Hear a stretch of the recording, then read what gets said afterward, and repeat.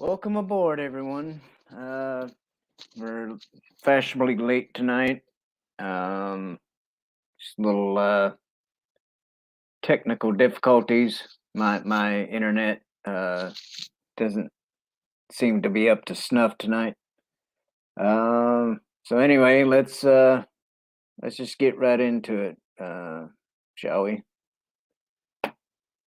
So the first thing I was going to talk about tonight was this article here. About the Pirates of the Caribbean movies with Johnny Depp. I believe there's 5 of them. And apparently, yeah, see what I mean about my computer? Anyway, there's a picture of him and Miss Swan, Keira Knightley. I forgot her name there for a minute. But anywho, this article apparently is about Gore Verbinski, or however you say his name. Talking about apparently there's something wrong with the movies, or he thinks there's gonna be, or whatever. It says up here, it says the Pirates of the Caribbean franchise became an iconic part of the Disney catalog, sparking 4 follow-up films, with a reported 6th movie starring actress Margot Robbie.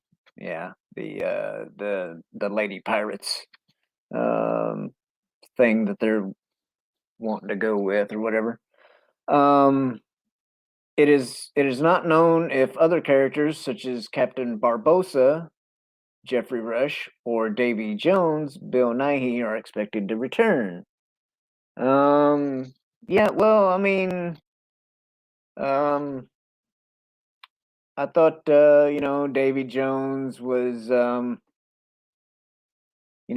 returned to where he, you know, him and Calypso, finally got together or whatever type of thing. Like I didn't really see him making a comeback, but then again, who knows? The way these movies are. I mean, Barbosa, died well, twice actually, so I mean, he you know which I don't know why they would bring him back, uh unless, like, well, I mean, they found a reason to bring him back the first time, so who knows. Anyway, says the movie series was based on the Disney Parks ride of the same name. Through the years, it has even featured numerous references to the original theme park attraction, including the prison dog with the keys in his mouth. The original Pirates film, however, wasn't predicted to meet with the success it did. Director Gore Verbinski recently spoke about the franchise's humble origins and how everyone around him thought the Curse of the Black Pearl was doomed to fail.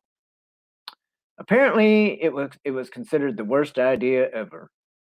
Okay, see, that's the part that I caught, and so that's what caught my interest for this article. Says I remember pitching the film to composer Hans Zimmer, and he said, "You're mad. Uh, you're you're making a pirate movie. Nobody's going to see a pirate movie." It was Resoundingly, that's the worst idea ever. And there was something exciting about that. It was so doomed to fail. You're setting you're setting out to go make a genre that literally doesn't work, or there's so much historical proof that it will not work. Uh, so you're making everybody nervous. The studio's nervous. Everybody's nervous about Johnny Depp's performance. Everybody's nervous about the story. It's convoluted. They're they're returning the treasure. Wait, they've taken the treasure back. They're cursed? Everything about that had a spirit of madness to it, he said. Um,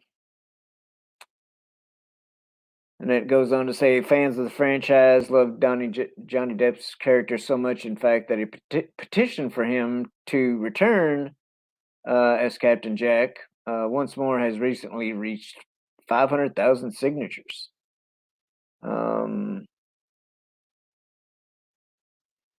And says Depp was let go from the Disney movie franchise following his libel case loss in the United Kingdom. Yeah, which is bullshit. Depp and his ex-wife Amber Heard have been embroiled in a bitter lawsuit involving a number of domestic violence allegations that were originally printed in the UK tabloid newspaper The Sun. And yeah, he's still fighting them over that. There have been some unconfirmed reports that Walt Disney Studios might consider Depp's return if he were to win a retrial. So, so it's not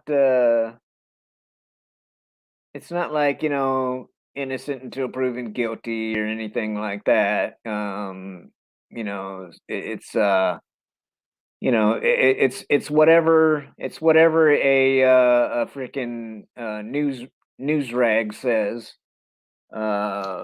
that determines whether or not you're going to be working in Hollywood, I guess. So since the Sun in the United Kingdom says that Johnny's a wife beater, which he's not, then it's yeah you don't we're just gonna assume that you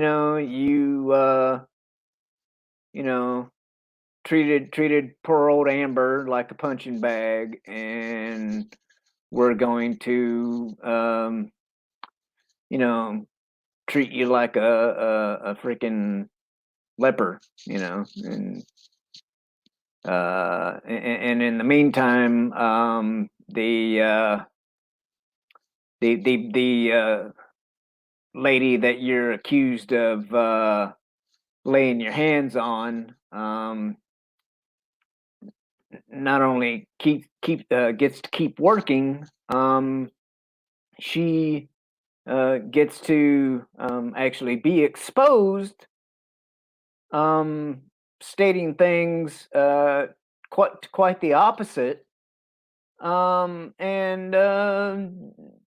they're still gonna believe that she's the victim. So yeah, there you go, Johnny. But anyway, was that it? I guess that was it. Well, that's a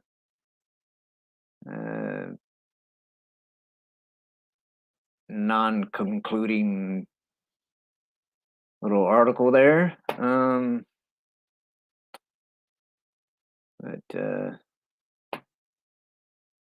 let's just get rid of that. So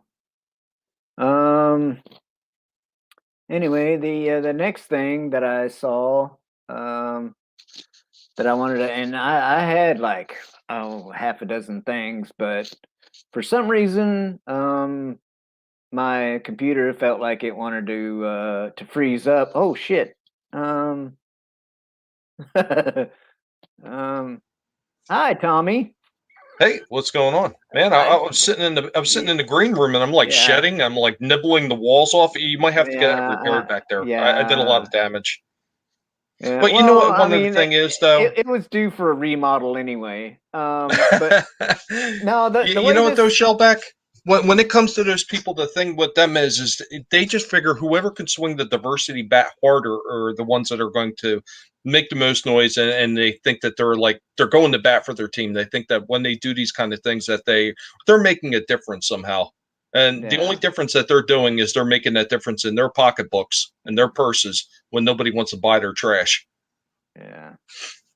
But well, and just for the for you and everybody else, see, I'm still kind of either I don't know, low tech boomer style or whatever. When I'm on the when I'm reading the article or whatever, I'm on a totally different screen and I'm not seeing the StreamYard screen. So that's why apparently now I have to replace the baseboards in the in the waiting room because Tommy Tommy got hungry. Um, It anyway, happens. It happens, bud. um, It's no biggie. yeah, Well, but you know what I would suggest next time you talk to your people when they do that remodeling, make sure they leave a nice little basket back there with some romaine and some carrots and stuff like that. You know, this way the yeah. walls don't get destroyed. Well, I mean, you know, you know, if I knew you were coming, you know, I mean, you are kind of a surprise guest, but you know, if I know you're coming, I will definitely make sure that there are all the favorite vegetables back there because I'm sure that is cheaper than replacing the baseboards. Well, you know what? Um, The thing with me sometimes it's like playing Pokemon. You know, like a wild guinea pig appears, so you just mm, never know. yeah. So basically, you're saying you're like the rock star of guinea pigs. You know, even though it's a nice place, you're still going to trash it, possibly. No, I mean we can't help it. You know, we leave jelly beans all over the place. We just nibble things up. It's just in our nature. Mm, okay. So how you been anyway? Uh just just trying to just trying to get along, you know, like you are. Yeah, man. But I hear that. so like so the next thing I that caught my eye was this um about Falcon and the Winter Soldier and you know them you know committing some sort of cardinal sin or whatever. And so even though I'm not giving the House of Mouse any money right now, I still have like access to Disney Plus, and so I decided to watch the well, they've got the two episodes. I don't know. Um, seems like there some people might be able to get ahead because I saw something that was like uh, it looked like you could watch the first three episodes. So I don't know if they've got some sort of special little deal going on where you know you can like you know be an episode ahead or you know of other people or what. But anyway, um, all I have You know what? You access know to what? right now When is it comes to that kind of stuff, though, yeah. Shellback. I mean, I know a lot of people shit all over the binging model. Mm, I personally like it because you know me myself. If I have enough time to sit there and binge a whole entire series, I will more than likely do it. mm, But let's say I don't have time. I don't have time to sit there and try to tune in every week to stay on top of it. So let's just say Mhm. I go on one day and I have time to maybe get through 3 or 4 episodes because they're up. Well, I'll go through 3 or 4 episodes and maybe I'll come back later on to finish the rest. Now, if I got to sit Yeah. there and wait for it every single week, I might wind up being 2 or 3 weeks behind if I just don't have the time. That's one of the Mhm. things I do like about that binging model. I mean, yeah, okay. I know what people say, most people are just going to binge the whole damn thing and they're not going to watch it again. But you know what? If the show is good Mhm. enough, you're going to watch it and then you're probably going to turn around and Right. watch it again. And then maybe you're going to tell other people, hey, man, I've watched this entire thing twice and it's worth the watch, man. So Yeah. Well, here's the here's my maybe they're putting like problem. a mini binge up there, kind of like Yeah. when you have your automatic rifle, you can set it to that Yeah. semi burst where you get 3 shots on your rifle. Maybe they're doing something like that. Yeah. Well, not for us civilians. The military and the popo are the only ones that have those models. But um, my issue though is if you can binge it, then a lot of people watch these shows that you can watch the whole season at once, and and they're talking about it for like you know a week, maybe two, and then that's it. Nobody's going to be really talking about it anymore because everybody's already seen the whole damn thing. Well, And for instance, if I may, from my own experience, like I'm a little bit different in that aspect. And like if I find something that I really like and I binge watch it, and I'm going to throw out my favorite, it was always the Transformers. When I binge watched that first season, the Siege part of it, I talked about that for months, because I enjoyed it that much. I went back and I watched it over 6 times. I enjoyed it that yeah. much. And I haven't had the chance to rewatch Earthrise quite as much, but I did go back and I've rewatched it 2 more times since the initial. So, and Mhm. if anybody ever mentions it or it comes up, I will talk about it again. It's one of those things that I enjoyed it enough that I will actually continue talking Yeah. about it. Now, if some of these other shows were as good as some of these people claim they were when they did wind up maybe binge watching some of them, shouldn't they still be talking about it then if it was really that good?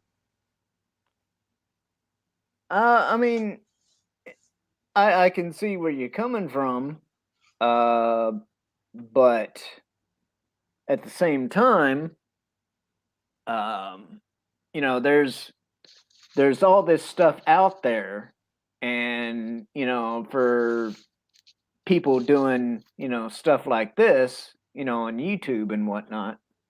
Um, if the whole if the whole season's out and they binge watch it and they talk about the whole season, they're just gonna move on to something else, and we're um, either we're tuning in, and we're getting all of it at once, um, or we miss whatever that person has to say about it. I don't know. It's like it's a mixed bag. Yeah, I think it could You know, probably go either way. Hey, if you don't mind, I want to say hi to some of the people in the chat real quick. I see Taylor M is in there. Parrothead, yeah. what's going on, Parrothead? Lasso of Truth, good to see you. Games, movies, and comics are us. I've seen you a few times. What's going on? Good to see you here. Make sure you all share this out for Shellback and go ahead and smack the holy living shit out of that like button if you don't mind. But I mean, I think what you're right. It is a bit of a double-edged sword, but I think if the shows are good enough that you are going to go back to, because I've seen some people where they've actually binge watched an entire series, then they go back and on their channels they wind up doing reviews of it Yeah. episode per episode. Look at some of the different streamers that are out there right now talking about some of these old Star Mm-hmm. Trek series. Mm-hmm. They've watched the entire thing. They probably Yeah. binge watched it all. Then they're going back and they're rewatching it episode per episode, doing it all over Right. again, and then talking about the individual episodes. I think that, that binge model, it has its advantages to Right. something where you're sitting there waiting for it, because there's nothing worse than sitting there waiting for a show to come out and then wind up getting like so disgustingly disappointed in it. You're like, I Mhm. waited another week for this. Yeah. Like this way, if you binge watch, you can go right through and well, Yeah. that was shit. Well, let's see how Yeah. bad the Well. next one is. Well, that's the thing, though. I mean, when you do it weekly like that, and even if you are disappointed, you know, when you've got people like I would say us, but definitely me, being somebody that was old enough to remember when we had to wait an entire week for another episode Yeah. of a show, and sometimes we were disappointed, in that next episode, but to me that's just an opportunity to look at somebody who's always had the binge option in their life, to be like, hey, hey, hey. Now, yeah, see, that's what we had to deal with back in the day, along with You know what? And walking, I think walking to quite school honestly, uphill in the snow both ways. and hit bears with loose leaf notebooks. Yeah. But I think that's probably why I appreciate the binge model a bit more. I think than some other people that didn't grow up with that. Mhm. Because I remember waiting for all these shows to come out like week after week, and God forbid if it was the end of the season and it ended on a cliffhanger, and then you're waiting a year before it comes back out again, or what it seemed like a year sometimes. But I don't know. I mean, I think it still has its place, and I think that there's certain things like CJH, what's going on CJH, and he says, now I'm never going to watch it because my disgust for Disney, but he says that it feels more like a cut up movie. If it feels like it's a cut up movie Yeah. in parts, I think spacing it Well, out week per week is probably yeah. not as good of a model. I mean, think Well, about it this way: if they had cut up that Snyder cut that everybody's, and once again, that's something I've only seen, like clips and stuff, because I never cared enough about Justice League to want to watch the first one, let alone watch another cut of it. right. I just didn't care enough. But I if well, I everybody watched says how it. good it was, if that was Yeah. cut up into parts, don't you think you would have been a little bit more irritated instead of getting the whole thing at once? Um, not really, because the way they did it, it was, you watched, it had parts, and it was like, there was like a good, beginning and end to each part, and then between each part, it's like, okay, it was like part one, then they played it, and then it had, like a ending to it, and then it was like part two, with the title of part two, and then they played it, and so on and so on. So it the Snyder cut would have worked either way, whether it was the way they did it, or if they would have broke it up into episodes. Um, but that the the thing about the movie thing, like CJH said, um, that's kind of how they did the Mandalorian, you know, because some episodes were like 30 minutes, and other one was like 20 minutes, or like 22 minutes, and another one was like 40 minutes, and so I mean that the it wasn't the same amount of time each episode, but so I mean that show did feel kind of like a cut up, a cut up movie, but at the same time I still liked the aspect of it being a weekly thing, and not just being all out there all at once.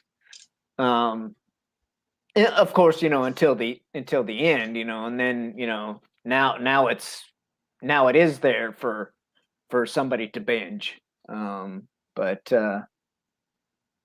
yeah, I don't know. I like the, you know, I like the weekly thing. Until you get to the last episode, and then then you can binge it if you want. It's just the only thing is, you have to bob and weave, especially on the internet,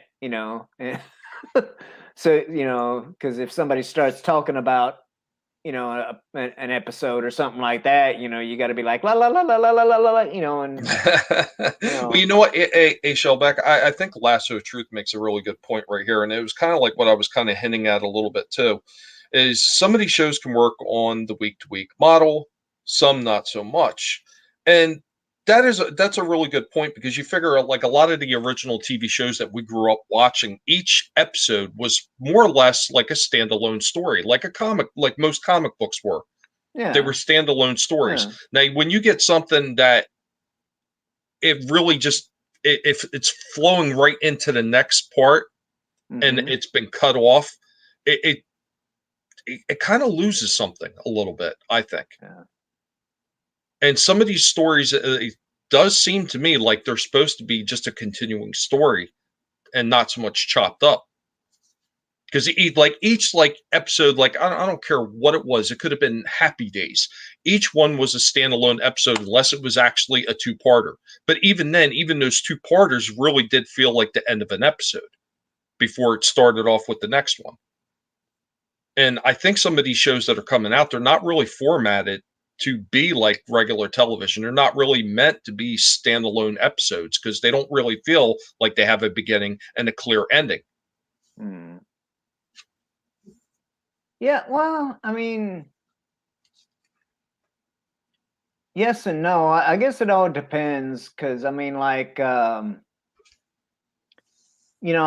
think about shows, especially back in the day, like, like Miami Vice, right? You had Miami Vice back in the 80s, and they had um their one subject, for like that episode, but they also had um a story arc for like the whole season, you know. Um they'd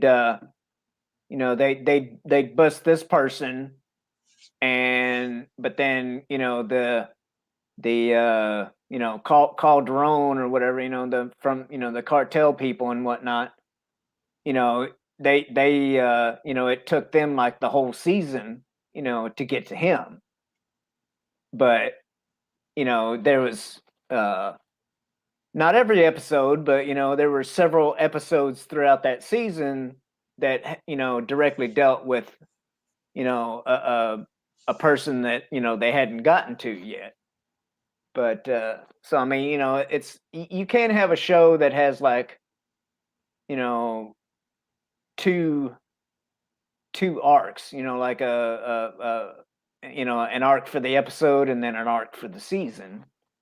Oh yeah, But true. But yeah, but even then, even with the arc for the season, like each episode still felt like it was its own contained unit. I think. Hey, Brian TV and Snow Dub, Cotton Connection in the house. What up, buddy? yeah, I mean, I don't uh, know. Is that just me? I mean, because I always felt that yeah, way. I always felt like each one had a clear cut ending for the most part. And like I said, unless it was a multi story, yeah, But even then, they ended it in a spot where you felt satisfied with what you got, and you didn't feel like something was missing. Because I've seen some of these shows where it just felt like when they cut them off, it feels like there's something missing. Like it mm, doesn't feel like a real flow to the story when they cut it right off in the middle. It's like you're in the middle of a chapter reading a book, and you mm-hmm, get into a really good part, and you just like put the bookmark in it and walk yeah, away, and it irritates the holy hell out of you because you want to see where at least the end of that chapter goes. yeah. That's what it feels like to me. Well, here's one of the things that I thought of before, and which here recently, with the Snyder cut, and some people are like, "Oh, why is it 4 hours long?" And but if you watch it, you're like, okay, yeah, now now I can see why it was 4 hours long, because they, he from my because I haven't seen the quote unquote Justice League. Okay, I haven't. I mean, I saw snippets of it. I saw the part where Superman had Batman by the throat. And like, do you bleed? And thank God that they didn't do that again in the Snyder cut. But anyway, he flushed out, a couple of the characters, at least a couple of the characters. He fleshed them out more than what they did in the first Justice League. So this is like my roundabout way of saying, back in the day, like the show we just mentioned, Miami Vice, and shows used to be, a season used to be like what, at least 22 weeks, if not like 26 weeks, Yeah, something like that.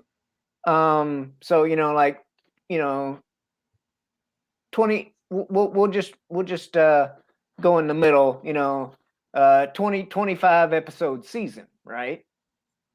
And now they're trying to do all these shows in like, what, 8, 9, 10 episodes, Mm-hmm. and it's just, I don't And I don't know it feels whether, rushed. yeah, It I feels don't know rushed a whether, lot of times. yeah, and I don't know whether it's because, uh I mean, obviously, things cost money, but I don't know whether it's just because they're freaking cheap asses, you know, or or what, I don't know. What do you?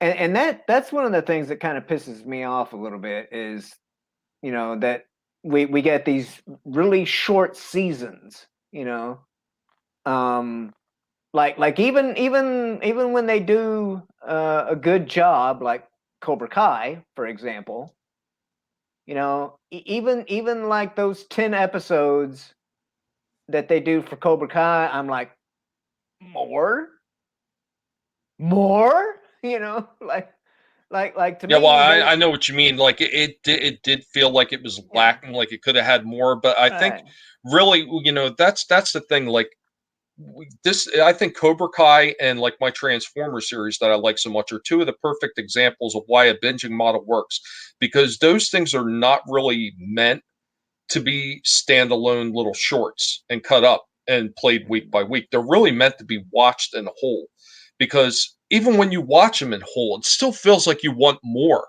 because it feels like it could have been almost like a movie in and of itself. yeah, And I think when you take those individual episodes by themselves, they feel like they're just lacking a little bit, right, because it's not enough of a story in the short amount of time that they're showing that. And then on top of that, they're only showing so many episodes. They're really meant to be played all together. I mean, like that yeah, Transformers series, that was incredibly short. I mean, that was only like 6 episodes. I mean, I wanted a lot more from that series, but if you take it and you don't look at it as individual episodes, you look at, okay, this is just one long story that they broke up into segments just for somebody who doesn't have enough time to sit through the entire thing. I really think that's why some of these are broken up. They're not really broke up on purpose to actually be individual episodes. They're only broken up like that for the convenience of the person that doesn't have enough time to sit there and binge watch the entire thing. And I think Cobra Kai was another good example of that. I don't know, because I mean, we've had 3 seasons, uh we've had 3 seasons of Cobra Kai, and they're barely over the amount of episodes that we used to get in one season of a TV show back in the day. It's like that. 3 seasons, and I think they're all 10 episodes. So that's 30 episodes of a show, and it's been out for like 2 or 3 years already. And it just seems like they ought to be a lot further along, but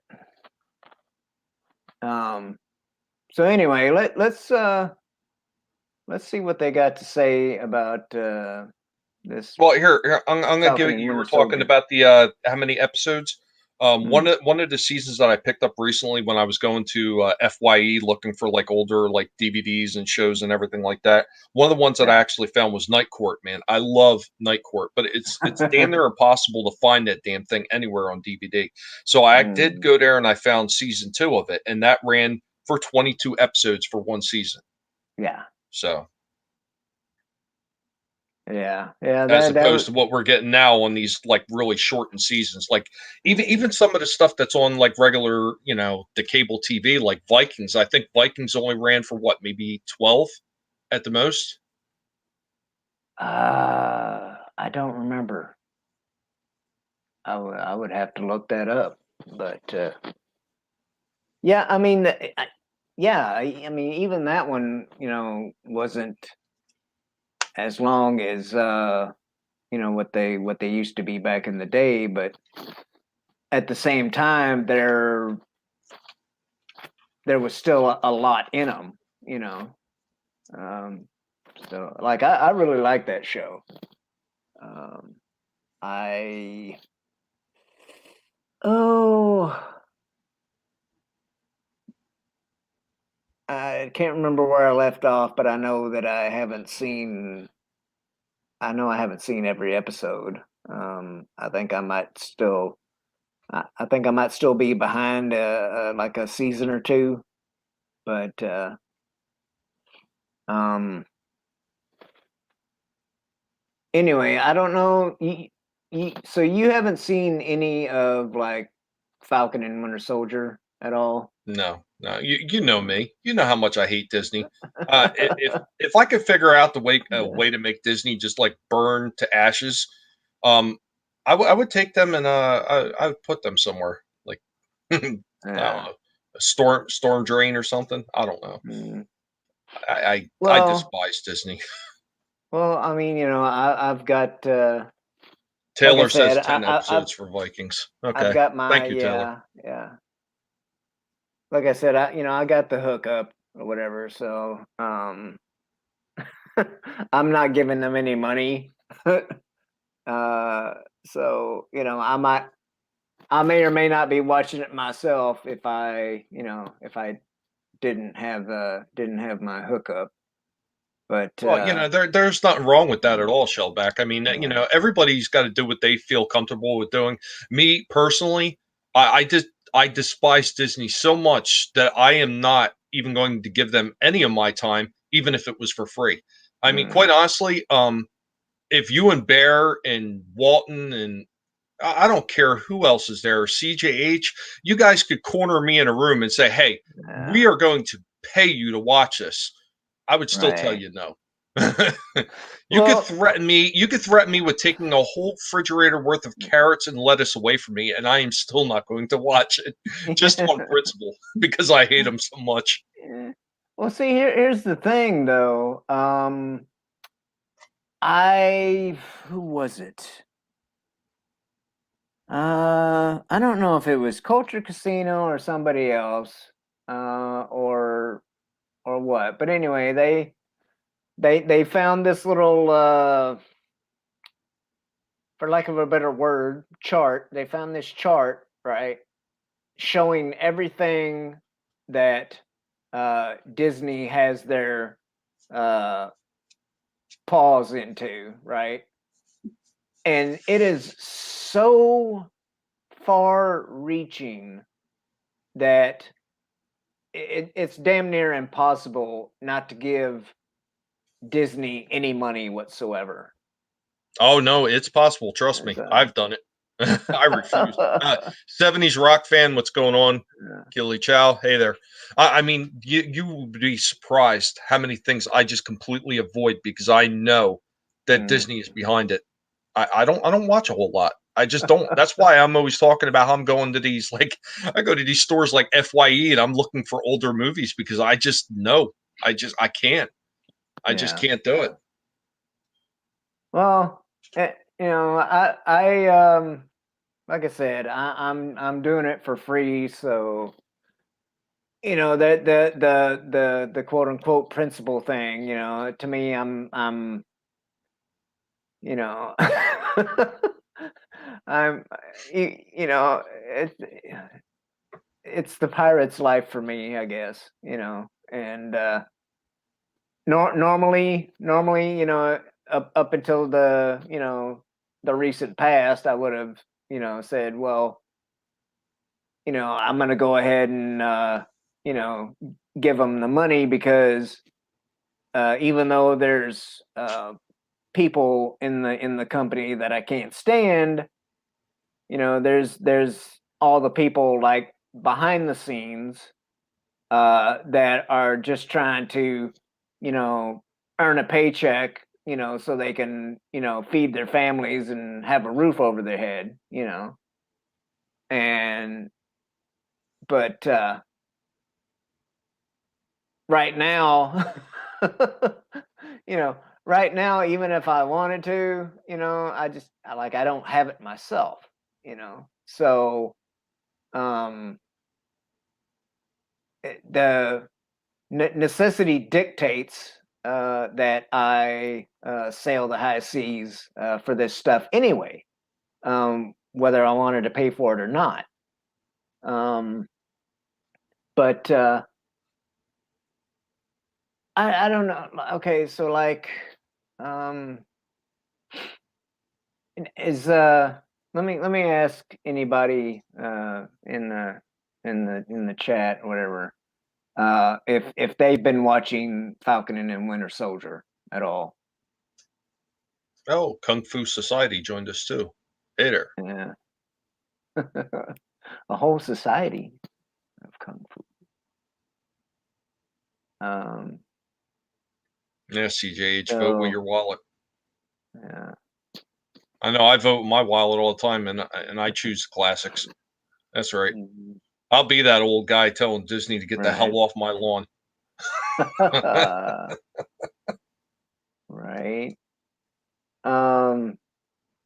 Well. Taylor Okay. says So he has. yeah. Yeah. I see that. Um. All right. So. Yeah, that's right, Snow. Reach arounds for everybody. Um, it's just the courteous thing to do. You know what I'm saying? Um, but And make sure that you get one of those Frozen dolls to clean up with afterwards. yeah. I mean, it's. I mean, I don't know. Okay, so that gentleman, like, what do you think was going through his head? I mean, like, do you think he was really struggling um, with the decision of, let's see, unicorn, snowman, Well, I don't think we unicorn, really have to snowman. speculate what was going through his head because it wound up all over that Yeah, there Frozen doll. yeah. But because I was thinking, correct me if I'm wrong, but I was thinking that he actually had his way with the unicorn and decided to put Olaf on cleanup crew. Yes. But the article or whatever that I've heard a couple of people talk about like the article just mentions Olaf, and so like to imply that he had his way with Olaf, but I think Olaf was just the cleanup crew, but I'll tell you what, you know, I can't look at any of those Disney dolls. yeah, If you go in any store now and you see those damn stuffed animals sitting there, I start laughing and I start looking around like, yeah, where's the next sicko at? Because you expect to see right, somebody just run down the aisle and just like go have at it. Keep expecting to see Walton sneaking around the corner and going after the Groot figures. yeah. Um, CJH, he's like extreme close-ups and Falcon kills about a dozen bad guys. Well, I mean, well, they're bad guys. I'm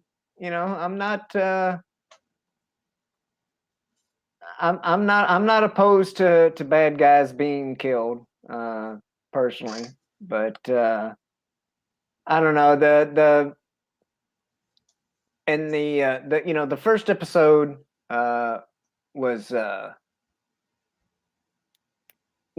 was decent enough. And but I just got done watching both of them before I came on here. Um, but they, like I said, they did pretty good on the first episode, and I guess the second episode, like they couldn't help themselves, and so like part of the wokeness came out, and they wanted to um they wanted to imply things in relation to uh, skin color and whatnot, Yeah, and but that's like Disney's trademark though. They yeah, like to lull people into a false sense of security by setting up yeah, the first one to not look as bad, and then they figure to get people invested and get people interested, and yeah, then they smack them in the face with it like an episode or two later. yeah. It's their mo. But they um and they had like a deal with the cops, and after they visited this one person, and so Sam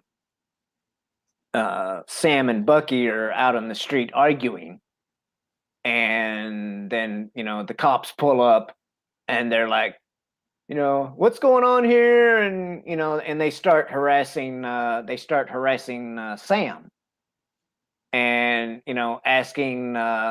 asking Bucky if this guy was bothering him, and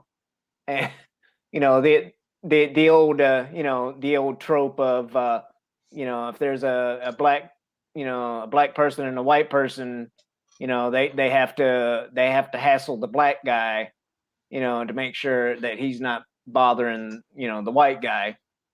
And I thought that was kind of stupid, you know um little bit of a ridiculous virtue signaling there. But I don't know. I'm gonna go ahead and stop sharing that one. Um, so did you see you said you hadn't seen Justice League, the Zack Snyder Justice League? No, no. I actually have a very close Okay. friend who I'd stop by, and he's like telling me, oh, there was a couple really cool things in it. Now he's actually on one of those people. He said he enjoyed both. And he says he does think the Snyder one is better, but he's an absolute normie, especially when it comes to the comic book lore and the characters and everything. He really Yeah. doesn't know shit about them. I mean, honestly. But he said he enjoyed both of them for what they were. He says he Yeah. thought that the first one was a little bit more colorful and he enjoyed being able to see things better, but he says he understands why the second one was a little bit darker. He says it just felt so dark in some parts of it. He said he had a hard time following it. Yeah. But he did say that there was a lot better action scenes and everything in there. But he showed me like a few clips here and there of things like how they kill Oh God, why am I blanking on his name? Dark Side? The the No. no, the main villain that they sent. Steppenwolf? Yeah, Steppenwolf. Yeah, he shows that whole scene where they take him down, and the stupid added shit where they go after the pickup truck and all that stuff. He was showing me that stuff, and he was just showing me a bunch of different things, and he was just making comparisons, and that's about as much as I seen of it. And even after seeing that, I mean, what I seen, I can't say it looked bad. Um, I really just wasn't that interested in seeing it. Like it didn't do anything to say that, I have to see this. It didn't. I Yeah. don't know. Yeah, Um. yeah, CJ Steppenwolf. Oh, I don't know why I was blanking on his name. I mean, I thought it was cool that they showed Desaad and it looked like Granny Goodness, and I was kind of wondering where um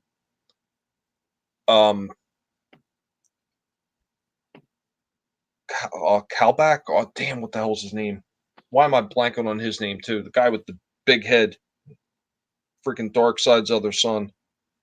I bet you CJH knows it. other son. Yeah, he has another son. Like Oh, I I don't know don't why I'm know. blanking on his name. Well, I mean, in the Justice League, there was Steppenwolf, and then his other, like his right hand man was Desaad. Um, Joffrey. No, not Joffrey. Um, Yeah, Kalibak. Col- Kalibak was one of his sons. It's the eldest son of Darkseid. I thought I had okay. the name right, but I was actually surprised that they didn't have him too, because they had just about everybody else that they were showing Right. from the Well, comics. I'm not. I'm not. Super knowledgeable on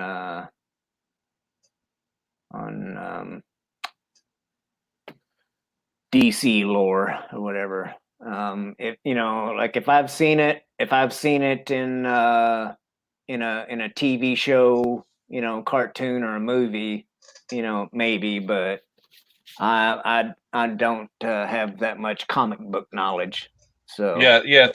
Taylor um, knows. Orion was one of his sons. Yeah, but yeah, Kalibak was his oldest son.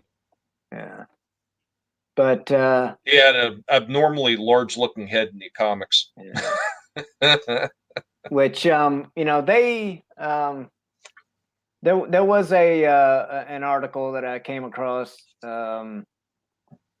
that was talking about how Darkseid was or it was a Screen Rant thing, and they're like why why Darkseid lost to Ares in the Snyder cut.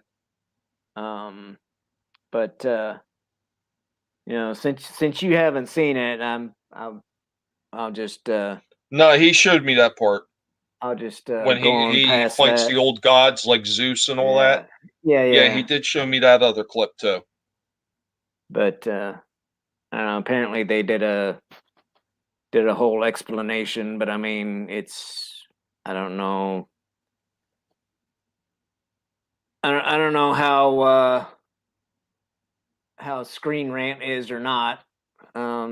I know these people right here, CBR.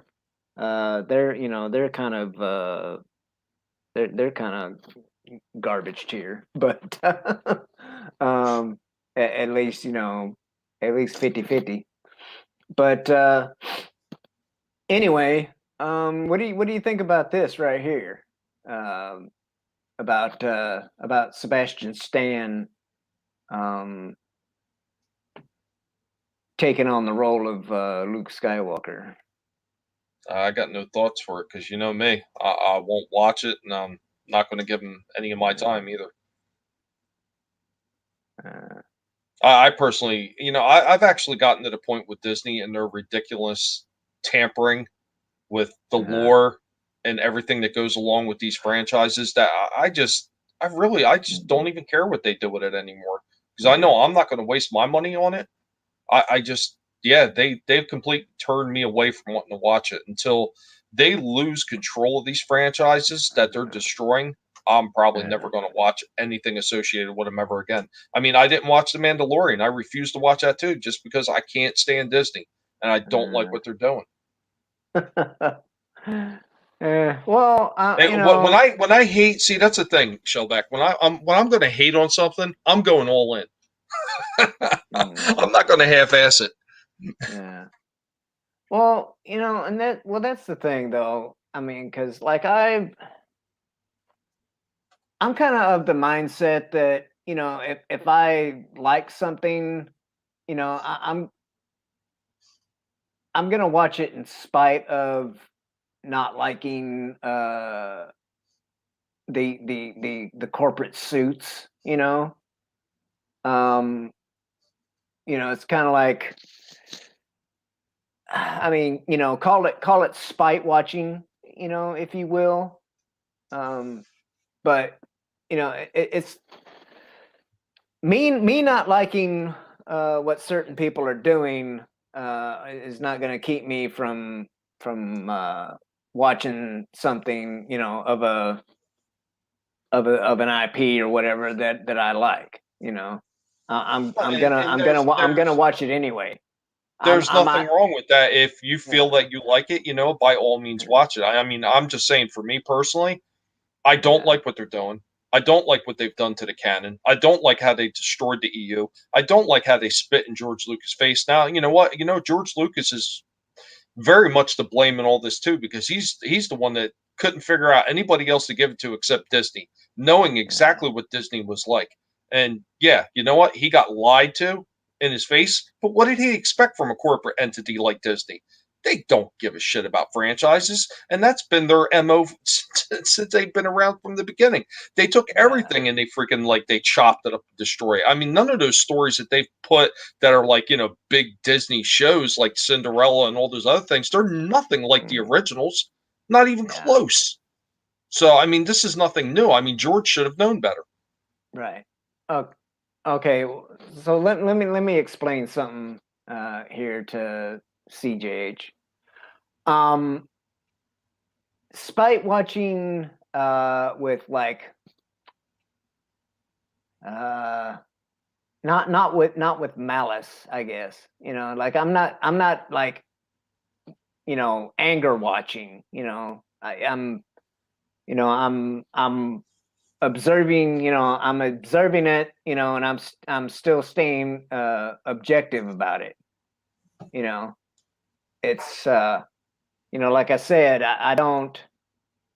I don't like Kathleen Kennedy. I don't like freaking Pablo and freaking Miss Ireland and that other freaking High Republic chick. I don't like them people.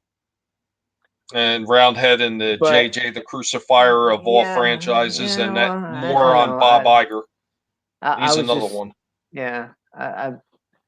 I didn't feel like reading out the full list, but Yeah, you know what? R makes a yeah, I get that too when he's talking about yeah, George was hurt by the fan reaction, and you know what? There were quite a few fans that actually did yeah. give George Lucas a lot of shit over his prequels, but more Mhm. so than it really was the fans. It was more of the critics that really railed on George Yeah. for the prequels. Now, I personally think that the prequel, I like the prequels. I didn't have a problem with them, and I grew up watching the original Star Wars. Not episode one, Star Wars, because that's what it was. It was Star Wars. Right. I Yeah. Yeah. remember watching that in the theater something like 9 times. My father took me. Enjoyed the holy hell out of that. Yeah. I went and seen Empire probably like 8 times. I think he only took me to see Jedi maybe about 5 times though. We Yeah. neither one of us enjoyed that as much as the first two. But when the Right. prequels came out, I enjoyed them for what they were. Were there some things in those movies that was not really up to par from what he had already established with the first three films? Absolutely. Yeah. There was a lot of stuff that I thought could have been cut out. I mean, Right. I personally, I Right. hated the stuff with the Gungans. I thought it was overdone, and Uh, and contrary to a lot of other people, I hated the pod racing too. I didn't care for it. I thought what? if it was cut Oh. shorter, I just didn't like it that much. There was a lot of things in there I thought could have been done better. I think more Maul on the screen would have been incredible. I think a little bit more Yeah. Qui-Gon Jinn on that would have been great. I think personally, Darth Tyrannus, freaking Count Dooku, I could have dealt without him in the second movie, and I think they should have killed Maul off in the second one. They should have kept him around to that. Yeah. But that's my own opinion. I mean, there's a lot of things in those movies that could have been fixed, that could have been done better. But I think overall, I thought they were good for what they were. I Yeah. think the biggest problem was is George Lucas didn't have somebody like he did during the first three films to tell him, no, that's not good enough, or this would work better. I think that's the problem, because he had nothing but a yes man when he was making the prequels, and I think that's why they didn't turn out up to everybody's expectations. Well, see, like I liked him just fine.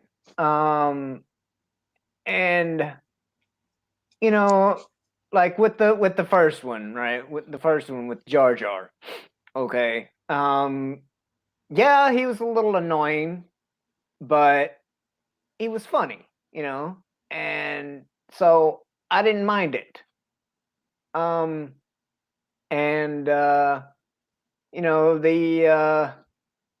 the second one, people were like bitching, Attack of the Clones, yeah. all this mushy love story crap, and he sounds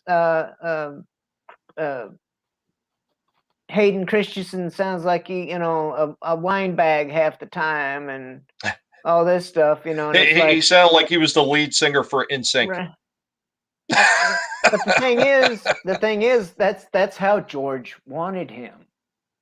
George wanted him to sound like, all angsty and stuff, and the love story part, I didn't mind that at all either, because I knew that it was, I knew it was the backstory of Luke and Leia's parents, and it was, it was nice to, it was actually kind of nice to see that, how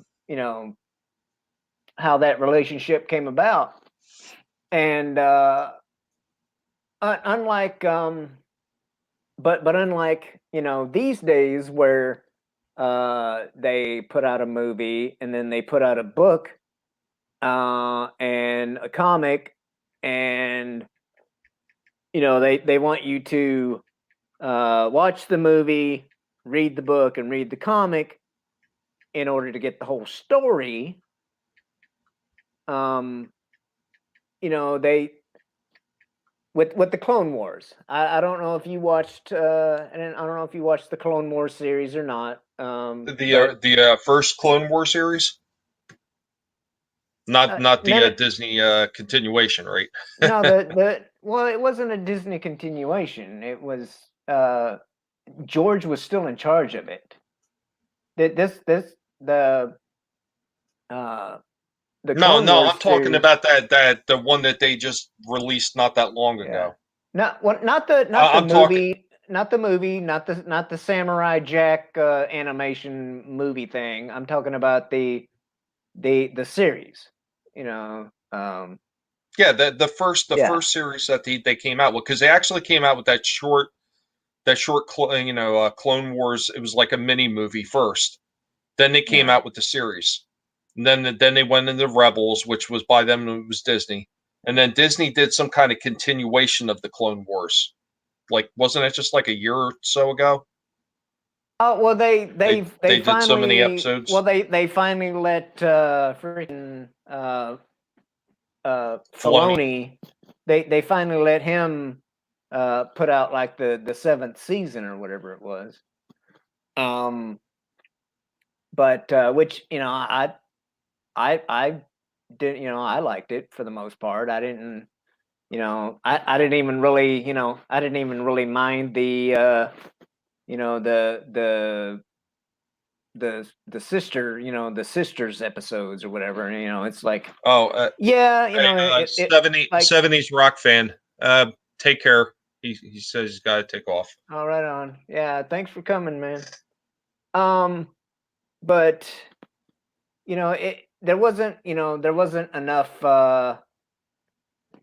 whatever to turned me off to it. I was just like, okay, it's a, basically like a little, couple of little side episodes or whatever. But um, I think there was a for the lot. most part, I thought it was all right. Yeah, I was going to say, I kind of agree with you on that. Like a lot of it was okay, but I think the problem is if Filoni would have stuck to what George Lucas was telling him to do and follow all the EU canon and everything and don't mess it up, I think it could have been so much better. And I think that's a gripe a lot of the EU fans have with that because Yeah. whether some of these people who ride the Disney D train want to admit or not, Mm-mm. all that EU stuff was canon.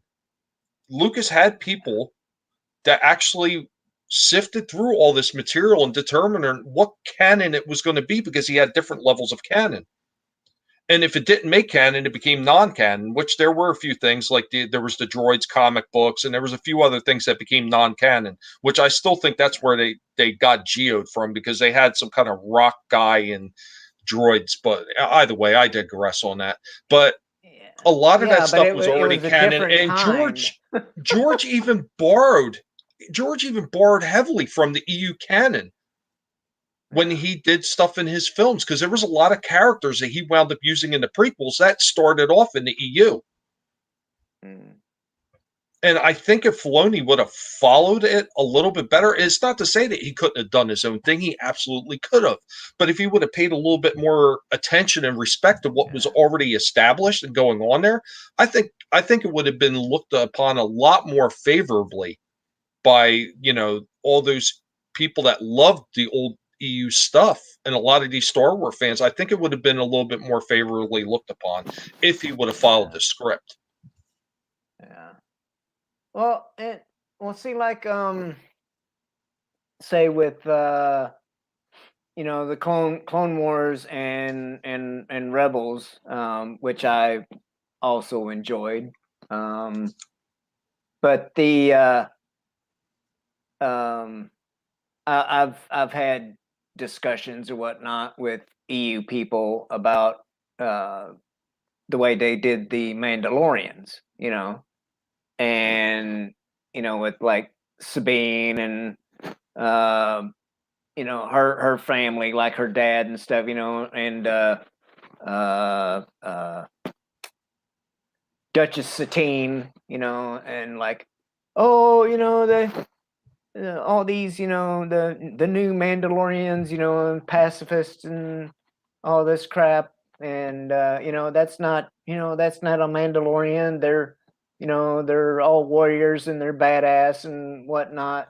And I'm like, yeah, and they still showed them being uh, warriors and badasses, but at the same time, they were showing, like, uh, the quote unquote new Mandalorians that had some of them, that were, um, they were trying to be more diplomatic, or they had others that were like, like more like artistic type people than you know, freaking blasters and freaking uh, you know, thermal detonator types, and Well, having been in the military, that I could appreciate that because when you're in the military, you're not just a soldier, you're not just a sailor, there's more to you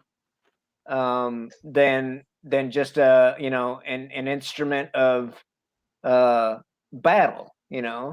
There's so I was I could appreciate the different facets that freaking Filoni was doing, right, with that. And even now, to kind of go back to what CJ is saying about watching The Mandalorian because of Favreau, that, and he's a big part of the reason why I watched it. But if I would have been like you or one of the other people that has just such a bad taste in their mouth from Disney that they refuse to watch it. I wasn't like I said, if I would have been like that, I would have missed out on a series that I enjoyed. There was a few things that I could point out about it, but for the most part, I enjoyed it. And again, I had discussions. well, I mean, more like argument a time or two, but discussions with a couple of our staunch EU people, and like in the Mandalorian when they were sacrificing banthas to the Krayt Dragon, to kind of to keep it docile or whatever. And they were like, they're like, that's lore breaking, and in the books, in the books they the banthas were like held in such high regard that the Tusken would have sacrificed himself first or whatever. And Well, the bantha for the Tusken Raiders was everything to them in what was the original lore, and it was supposed to be much akin to somebody having a horse in the Wild West. You know what I mean? That was your everything. That was your transportation. That was that was your pack animal. It was everything to them. So the idea that I mean, I can get where they're going with that, but in the same sentence, you look at like stuff from ancient mythology. I mean, how many people like gave up their daughters or everything like that to sacrifice something like the Kraken, for example? Yeah. I mean, there is that, but I mean, I think that they took so many different liberties with it, and I think that's why a lot of people, and like CJH, he's saying Legends fans are blinded by their own love for the EU, and you know what? And Disney went ahead and tampered with Legends. CJ, you're partly right, but you're partly wrong as well. A lot of the fans of the EU, and I loved a lot of the EU.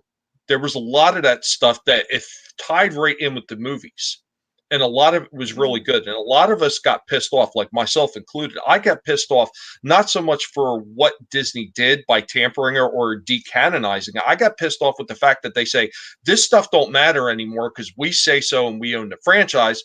But we're going to cherry pick everything from this EU that we said is worthless. It doesn't exist anymore. That was the part that pissed me off. Yeah. Oh, yeah. I mean, and me too. In certain respects. Yeah, it's when you're like, yeah, this this stuff Lasso is still Truth. Have a good night. This Sorry, stuff Shel. is still here. Yeah, I told her thanks for coming. If wait, all right, brain fart.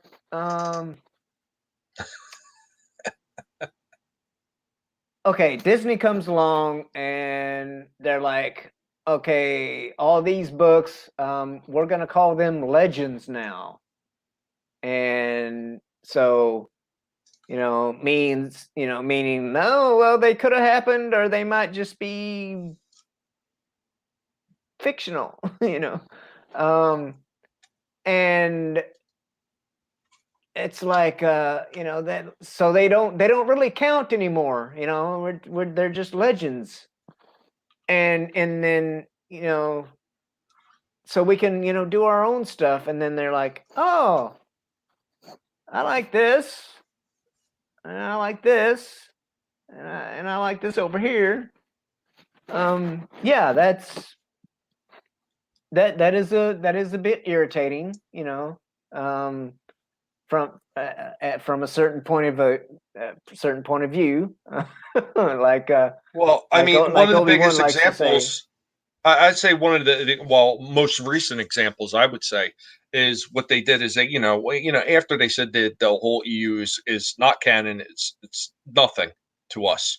Yeah. We're going to do what we want to do, and then they turn around and they cherry picked it for the Mandalorian, and they Hmm. cherry picked one of the stories from the Bounty Hunter Wars where Boba Fett escapes the Sarlacc pit, and that was one Right. of those things that George Lucas was always kind of a little bit in flux with of whether or not Boba Fett got out of the pit, because at some points he said no, he died, Yeah. and at other points he said no, he lived, Yeah. and he was alluding to what was already established in the EU Right. canon. I And was then gonna say George has Disney contradicted turned around and he himself. cherry picked from it Yeah. again, like they always do. Yeah. That's the kind of stuff that I don't like. Right. But I mean, you just you did just like point out that George has contradicted himself in the past. So it's like even George himself is like yes, no, and then well now yes again, and it's so. But part of my deal though with along with that show was like um it, it might have been different than the books with like the banthas and all that stuff, but I still appreciated the story. I could appreciate the way that they did it, because uh in my opinion, an animal isn't going to be more sacred than my fellow you know villager. you know um it's just that's just not my thing, to put an animal above a human being, or I mean in our case, but um I don't know. I just there's some things that they've done uh that's irritating, but at the same time there's things that they've done uh that you could call it cherry picking, like when they took Admiral Thrawn, and brought him in, they introduced him into Rebels. um if they hadn't cherry picked him out of the EU, then you know we probably wouldn't be we wouldn't have seen him in Rebels, and we wouldn't be talking about him possibly coming to the movies. So I mean, it's again, I think it's kind of a mixed bag um, Well, on that CJ, whole deal. there is a difference, CJ. Anything that Disney wrote is not considered EU, it's considered canon. Disney has stated this. Anything that Disney puts their stamp on that they wrote is considered canon. It's not considered EU, including all their stupid High Republic comics. They're all considered canon. Yeah, yeah, the vessel and the rock. I asked my local comic book shop guy about it. Now, this is the same guy when I used to live in Trenton, like years and years and years ago before I moved to Florida. I always used to go to him, and he would actually have the comic book pool list for me, and I would get like 20 to maybe even $40 worth of comic books a week. So he knew everything that I liked, and I've got a good rapport with the guy. So when I came back up here to take care of everything for my dad, I'm stopping in to see him every week, and I asked him Mhm. about that. I said, how are these Star Wars comics? And I seen he had stacks of them sitting up on the wall. I said, how do you sell it? He said, not hardly at all. Yeah. He said, yeah, they usually just sit on the shelf, and then eventually they'll either go into the back in one of the bins, or he finds somebody else to unload them on. He doesn't do very Yeah. well selling them. Yeah. Now I remember I when Dark mean, Horse used to have their comics, you would have a hard time finding them, yeah. especially when they had like the series on, Darth Maul, or Hmm. when they were doing stuff for like the Old Republic, before Disney came in. They had a Hmm. comic book series of the Old Republic early on, and yeah, you would be hard pressed to find those on the shelves. Yeah. Yeah. I mean, and like I said, I never really got into, comic books or well, collecting them, because I didn't, the town that I grew up in, we didn't have a comic book shop. There might have been, like one of those little uh racks, one of those little spinny racks, at like the local drugstore. But that was about it, so there wasn't like really a selection, to speak of. So, um and when I got older and I was living in places, that had comic books and stuff, I had better things to spend my money on, like electricity bills and car payments. um so Shell, give me 1 sec, please. hmm, Okay, thank you, CJ, for clarifying that. Okay, so what he was saying is that Disney took stuff like from the Old Republic DLC, and they added to the Legends lore, and they threw in Disney lore into it. And he's saying that they continued Legends lore as a separate continuity and then ruined it by adding Disney stuff in it. Okay, I thought you were trying to say that they took some of their stuff and they put their stuff into the EU. No, I was going to say, yeah. Okay, I see what you're saying now. Okay, thank you, CJ. hmm. Sorry, Shell. Oh, no, it's all good. And I don't know, that's the thing that I think about, and I've had this discussion with a few people, that, like, we got people like you that are like, I'm totally done. I don't care. I'm not watching this. I'm not reading that. Whatever, whatever. And like just let it die type of thing. But it's like, I don't, something like Star Wars, that's been around, it's been around since I was 6 years old, you know, and Right there with you. I was 7. Unfortunately, I'm sure you probably seen it as soon as it came out, right?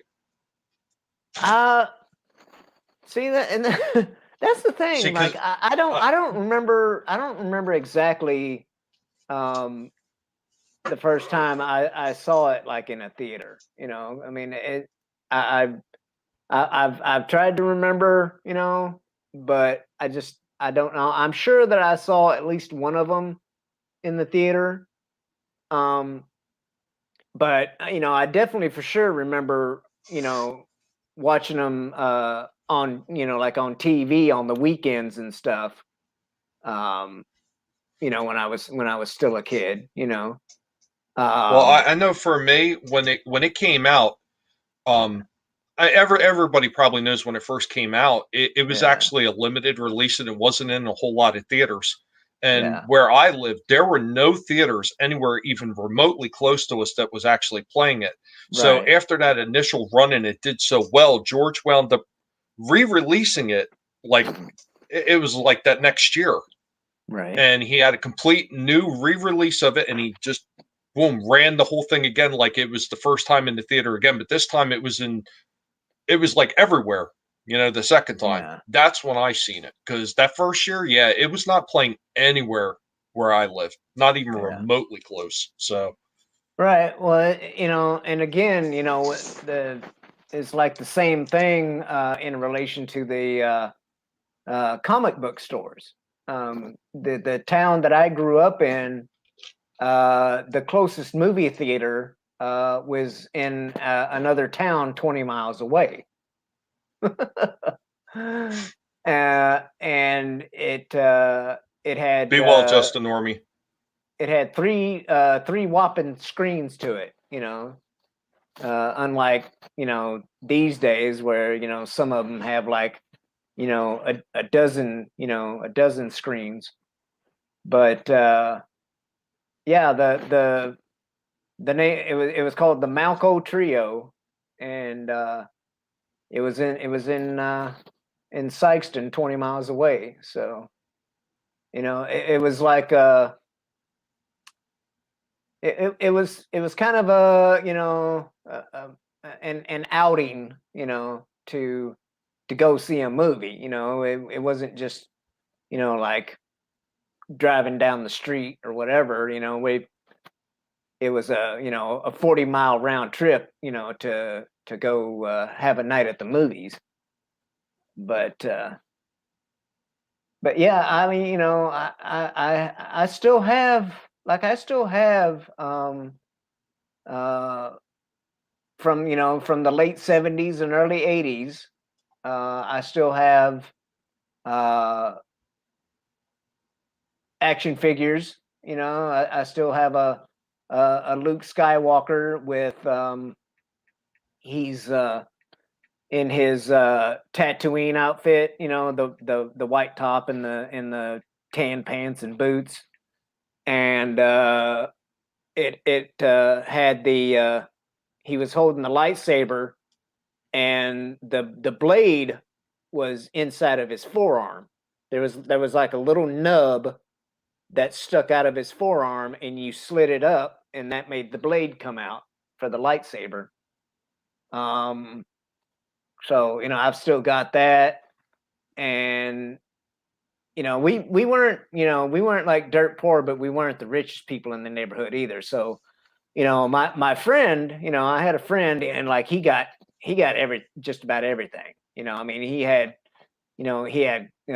TIE fighters and cloud cars and all kinds of action figures and stuff.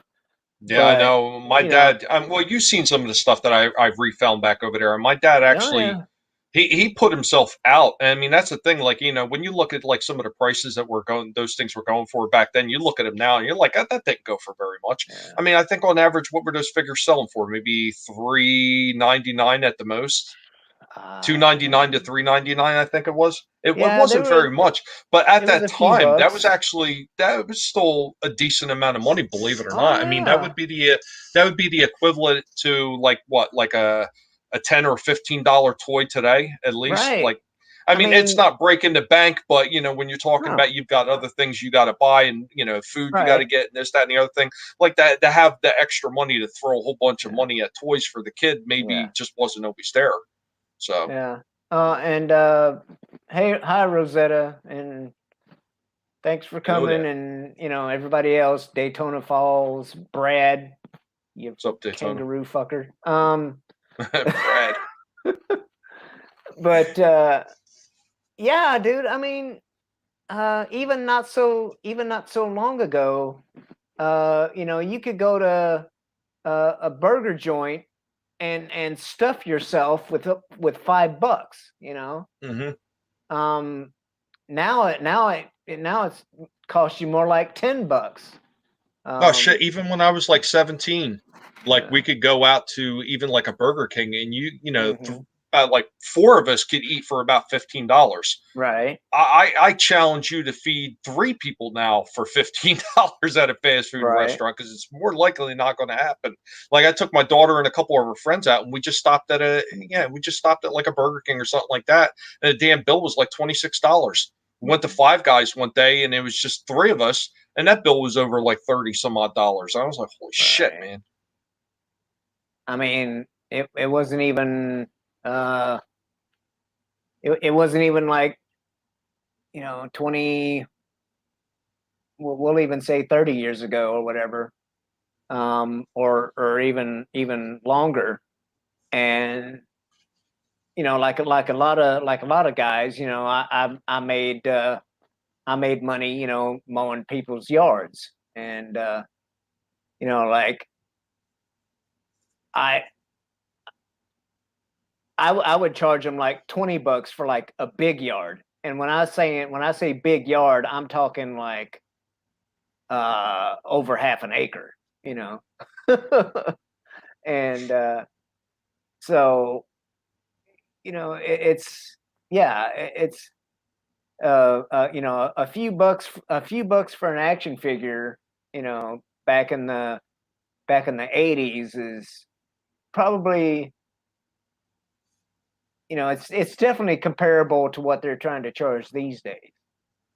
But I don't know. It just,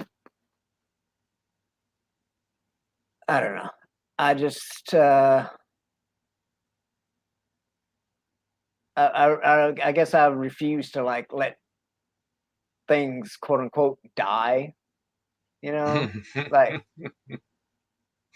you know, well, and it's not that like if I quote unquote, let it die, then I don't know, what's gonna happen to it, I mean, the like if um well, like if the books hadn't have come along, right? That's like, obviously there was somebody that didn't want uh Star Wars to die with those three movies, with those first three movies. So since they didn't want it to die, here come the books, right?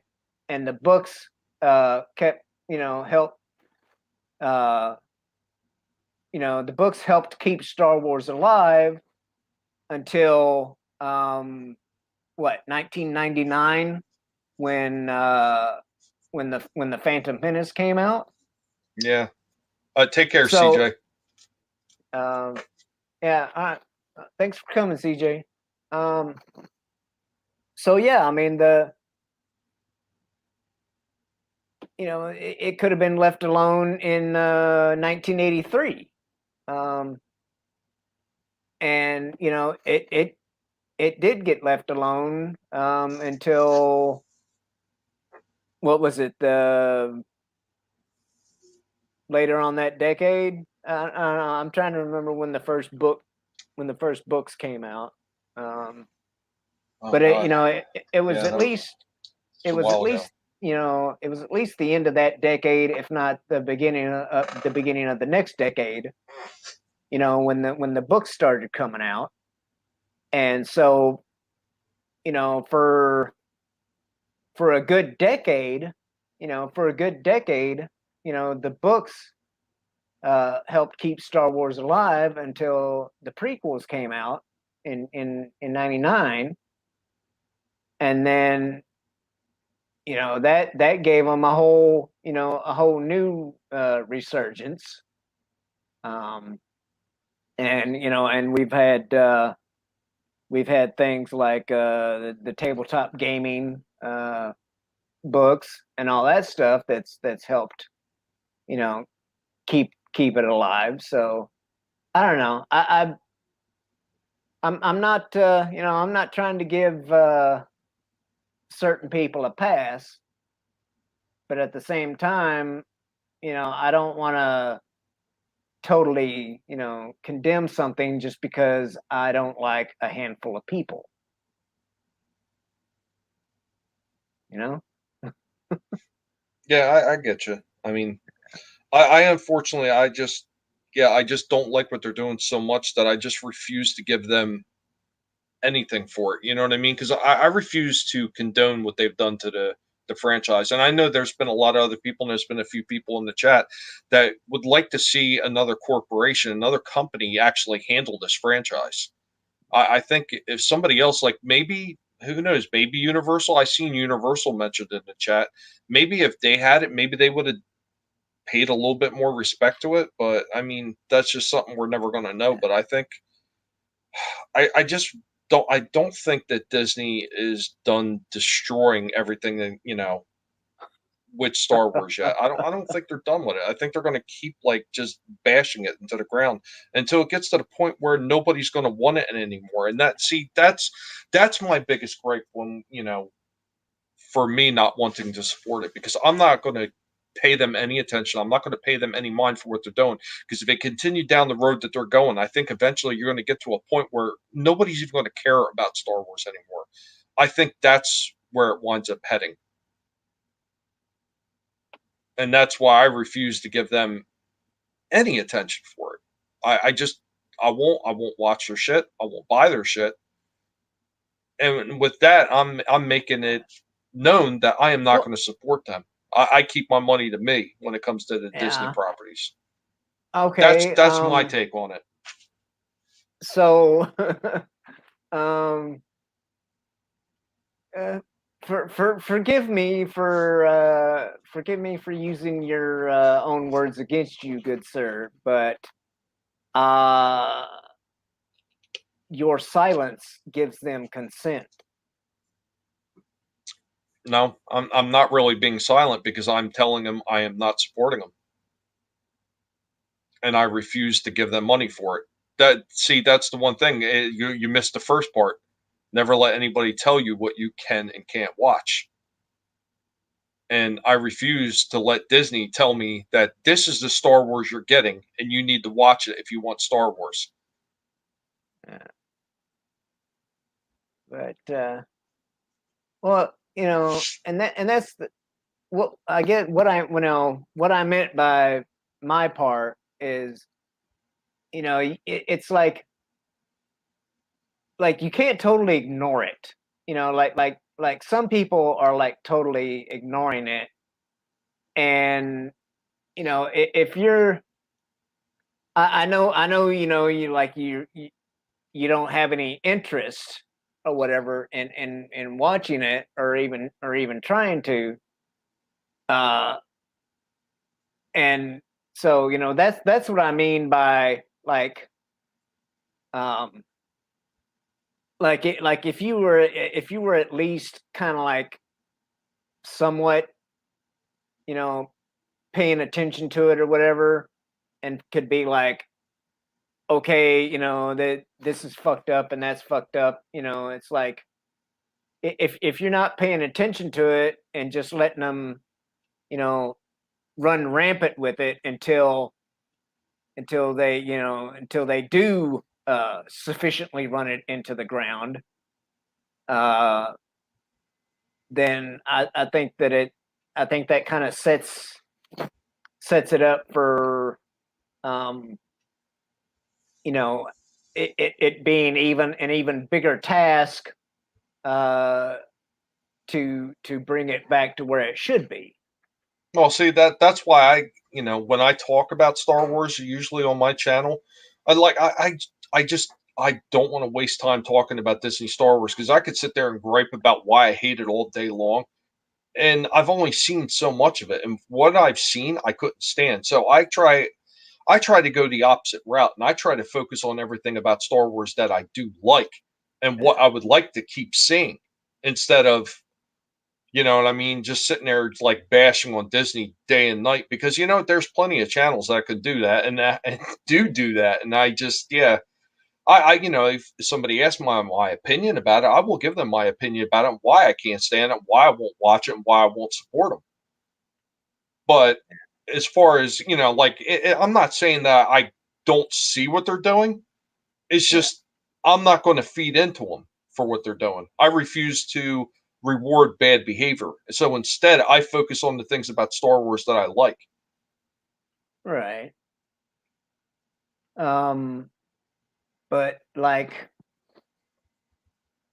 say that they came out with something, and it sounded like a good idea, okay, but Oh, wait a yet, minute. You're still talking about Disney? yeah, yeah, Are we living in a parallel universe, first off? yeah. No, no, no. but Like that's but I'm saying, that's an oxymoron. Like Disney and a good idea all in the same right. sentence. But But you know what? see, By all means, continue. it but see, well, this kind of brings me back to, like, like the Mandalorian. It freaking the force is female and all that crap, right? And the sequel trilogy freaking bullshit and all that. But when I found out that there's going to be this TV show that was created by John Favreau, I'm like, okay, I'm going to give this a shot because I like this guy. I know he's been a part of Star Wars before, as like a voice actor and stuff like that. And I know he's a fan, like an actual fan.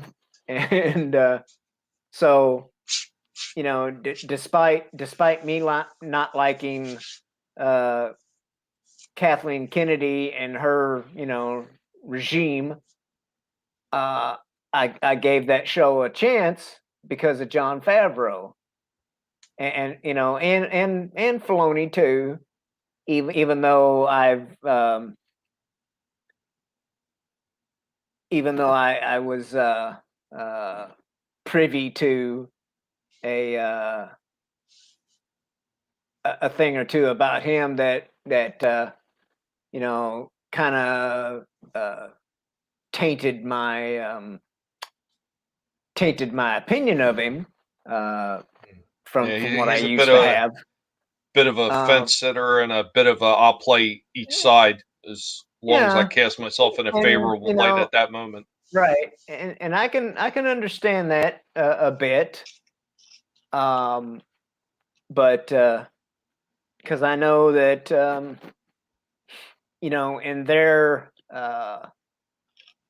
in their in their career, you know, in their business, it's not, you can't easily, you can't easily just go from one place to the next, and secure employment. It's a little bit more of a niche market, doing what they do. And if you leave, uh, if you leave on bad terms, you know, it might not be so easy to get a job with the next company because, that next company might, be in good standing with the one that you just left, and they're like, Yeah, but unfortunately, in today's we'd climate, like to hire. it doesn't even matter if your record speaks for itself and you've never really done anything wrong. I mean, if the wrong person likes you for whatever reason, they're gonna find some way to backdoor slander you anyway. So, Mm, I mean, yeah, a lot of these people today are just kind of caught. right, They're caught between a rock and a hard right. place. I mean, honestly, And, they're caught between a geode and a hard place. yeah. um, and the thing is, I think things are changing, a little bit anyway, because, um, and when Gina, right, when Miss Carano was let go, or her contract was not renewed, um, and because that, a certain sect of people didn't like her because she wasn't bending the knee to what they thought she should bend the knee to. Um, and normally, uh, when somebody falls out of favor like that, you normally either, a never see them act again, or B, they show up on like an episode or two of a TV show here and there until they just fade away, in that respect. But now, we've got You'd rather burn out than fade yeah. away. Now we've got places like the Daily Wire that are in the business of producing movies and shows and whatnot. And what do you know? Gina leaves the employment of Disney and gets a deal to produce her own movie with the people that Ben Shapiro has under his umbrella. So there. I think more of an independent market is trying to open up, and which is good. It's we need something like that. But at the same time, there's, like I said, there's a lot of people like day to day,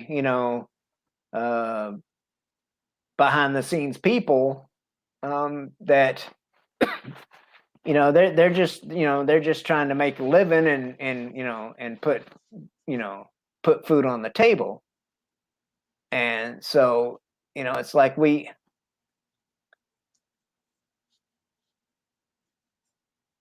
in a way I think we can't just like turn our backs on things totally, like we still have to kind of like keep things in our peripherals, if that makes any sense.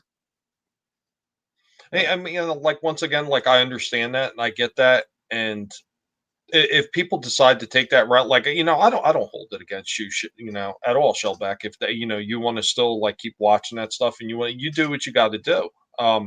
I mean, me personally, I just look at it as I really do look at it. It to me, it's like rewarding bad behavior, and unfortunately, like companies like Disney, they don't learn until they wind up coming close to being like financially destitute. Now, we all know that Disney's like, what is it, 50 some odd plus $billion in debt right now.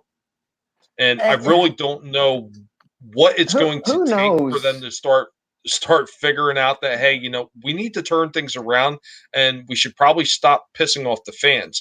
Because I mean, as far as Star Wars is concerned, like the number one thing for Star Wars has always been merchandise. And merchandise for Star Wars has been in the shitter since what, like 2012?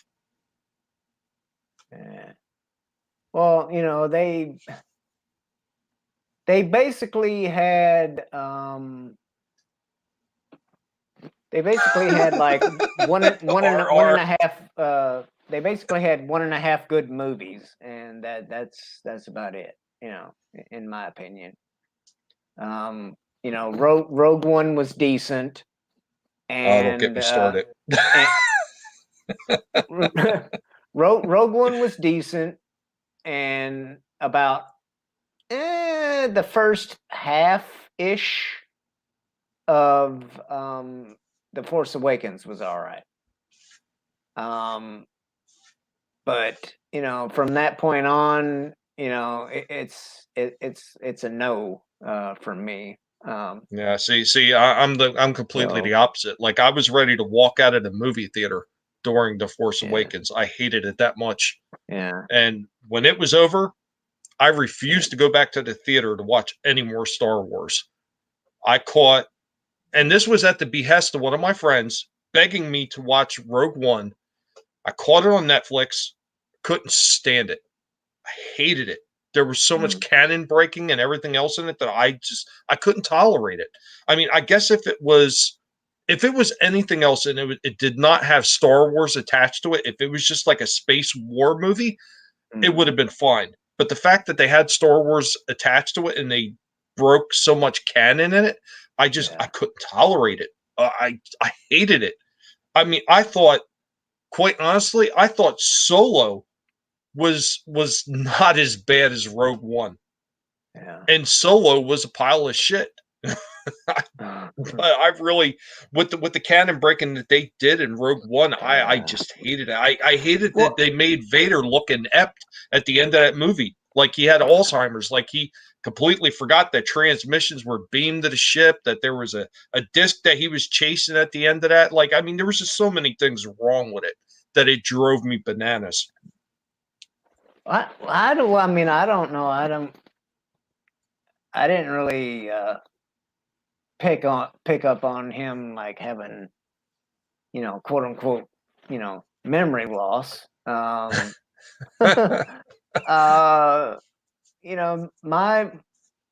thing, was like, I thought it was a decent enough story. I did know that they changed it from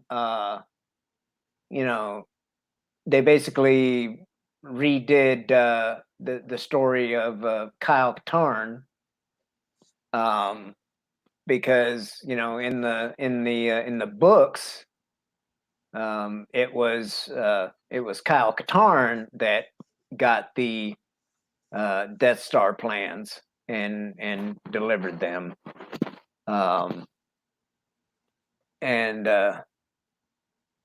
but in the movie, seeing as how KK was in charge, and she wanted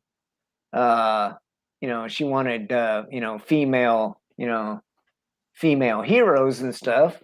Well, that's how we got Jyn Erso. And I thought that her dad, I thought her dad being one of the engineers or like the engineer or whatever of the Death Star and stuff. I like the story. Okay, even though I know that it was a redo of somebody else's story, but what got me about that movie was the fact that they all died. It was the first freaking Star Wars movie that had all the heroes die, and I'm like, okay. I'm like, well, I guess they're not coming back, I don't know.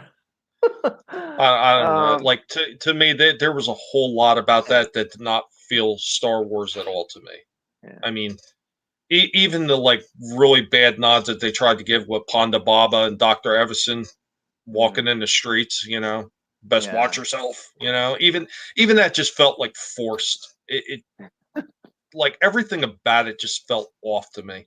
There was just so much wrong with it. Yeah. But I don't know. What? And like I refused after I caught that shit on Netflix. I refused to watch The Last Jedi. I refused to watch The Rise of Skywalker. I was offered. I was offered to watch it for free, and I still refused. I couldn't do it. I wouldn't do it. And the thing is, with like TFA, right? Like I said, I liked about the first half of it, and then when freaking Kylo, because I can't remember if I think that was the first thing that happened. So when that guy came and brought the bad news to him, and he threw a decides temper tantrum. He decides to go all freaking emo on the computer and stuff, right? He went all Robert Smith from The Cure. Yeah, but I was like, I was like, okay, I mean, you're kind of, you're kind of destroying your equipment there, but your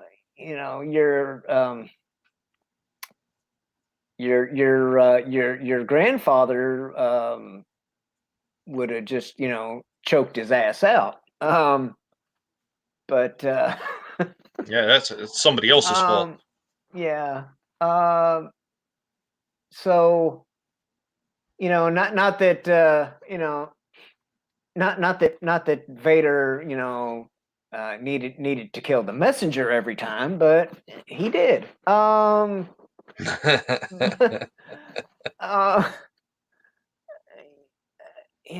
well, yeah, I mean, well, that's what happens when you're just so angry. But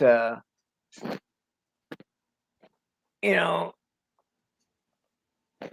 Kylo didn't need to kill the guy necessarily, but having him throw a temper tantrum like that, I was like, no. And then, uh, when Ray,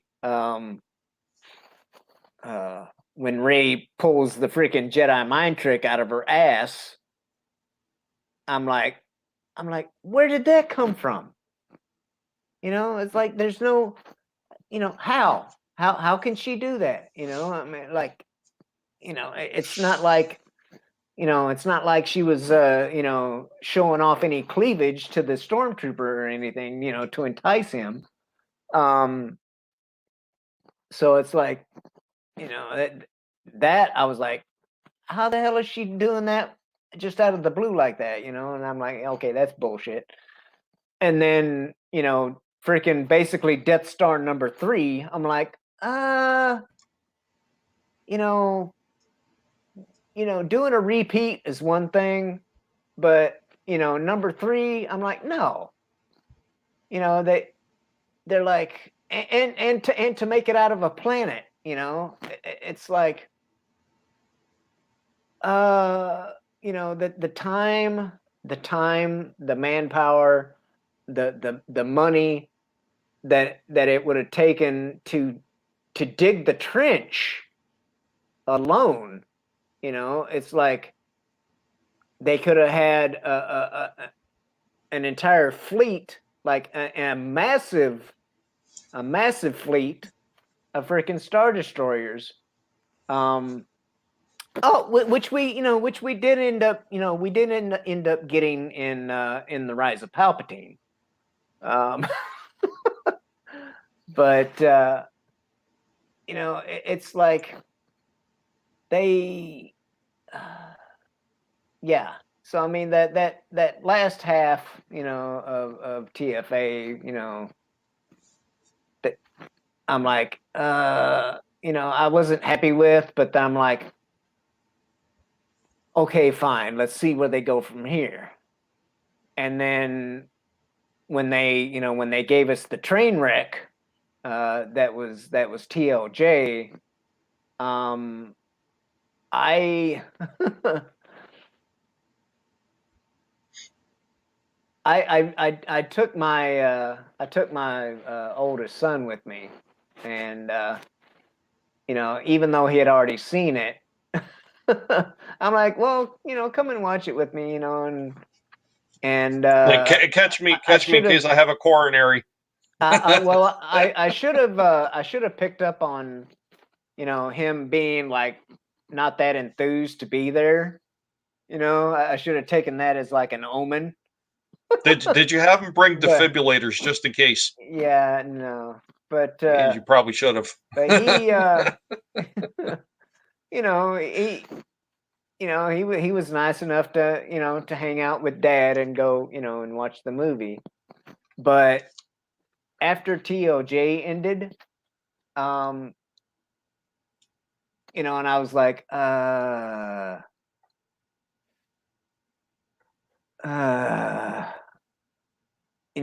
just basically that type of uh, Well, let me put it this way: you felt yeah. about as unfulfilled as Pee Wee Herman in that Triple X movie theater. No, I, I, I would say that I felt less fulfilled than that. But I went from being like a little bit bewildered to by the time I got out to the car, after watching TLJ, by the time I got out to the car, if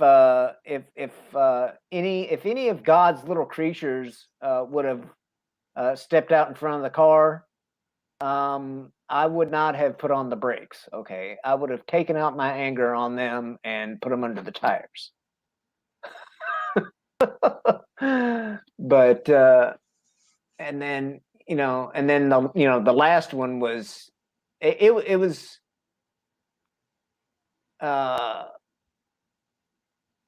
it was better content wise, but it was 10 pounds of shit in a 5-pound bag. Um and I'm like no. You know and not only that, but like My Little Space Ponies. Okay. Yeah. But anyway, I don't know.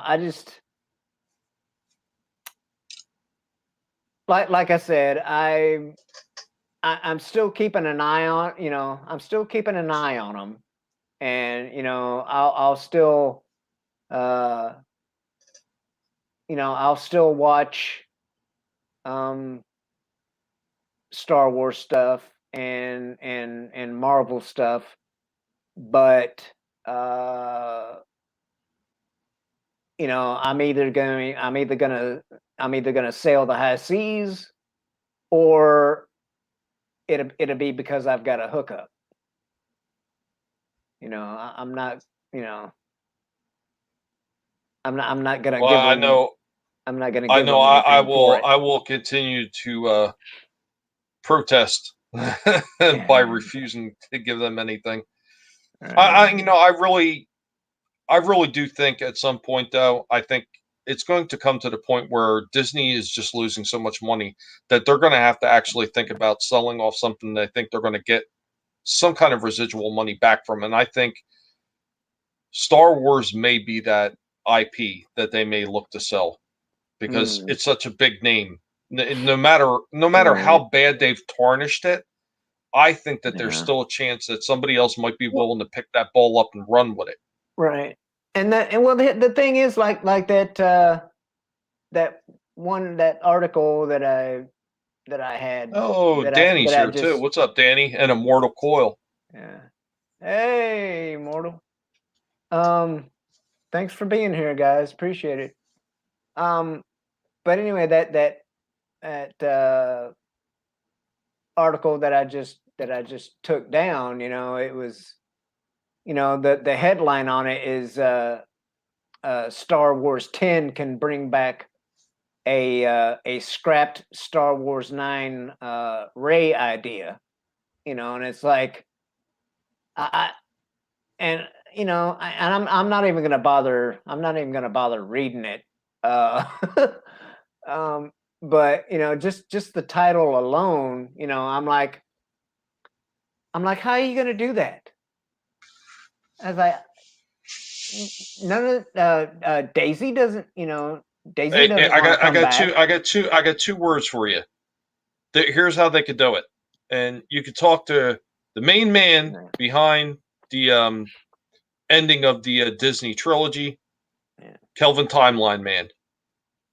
That's how they'll probably try to play it. but well, yeah, but like I said though, none of the, as far as I know, none of those actors want to come back. They and you would think that would that would tell Kathleen and the other people something. That the fact that the actors that they picked to do their little version of Star Wars, has no desire to reprise their roles. I mean, how many of them felt disrespected? Mm. Hell, they couldn't even give a shout out to James Earl Jones at all. Yet they were talking about these minor Right. characters that nobody gave a rat's ass about. What? The disrespect that they showed to not only some Yeah. of the old players for Star Wars, but all the fans by doing shit like that. Yeah. I think it's something that's going to continue echoing. And Disney probably, I would guarantee you, they haven't heard the last of it. And I'm sure that their bottom dollar is hurting because of it.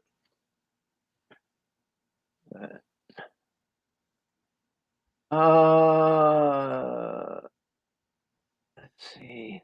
Yeah, RR. I truly do believe that he's going to mangle. He's going to mangle DC. Okay. Well, all right. Since you really haven't seen anything Star Wars or Marvel or DC, Snyder Cut and stuff, because those are like the rest of the articles I had. Well, with the exception of one, um, you know, we're dealing with Star Wars and like the Snyder Cut, but and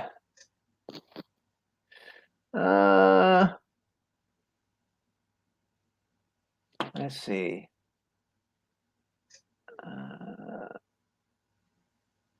I'm trying to find this one article.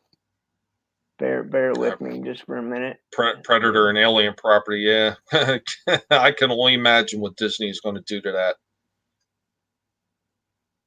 God, what a horrendous train wreck that will be.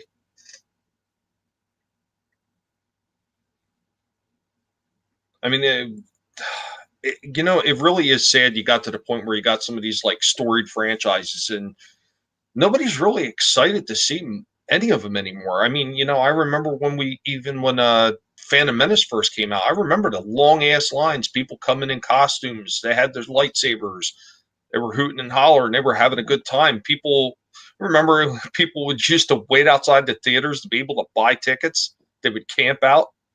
You think in this lifetime you would ever see anybody camped out waiting to go see a Disney Star Wars movie? Internet or not, I can't imagine people waiting around like with bated breath to see those movies. I don't see it. Yeah, Indiana Jones should be sold as well. Yeah, I would say so. So It's just disgusting. all right. You So can I do don't it, know. Joe. I don't know if you've heard anything about SpongeBob. No. Yeah. What they plan on doing another movie? No, they. I think this is the. I think this is the article. The same article that I saw on my phone, but.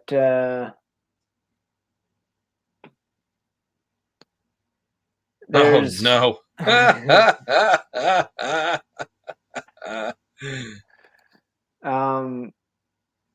So apparently, because like on my phone, there's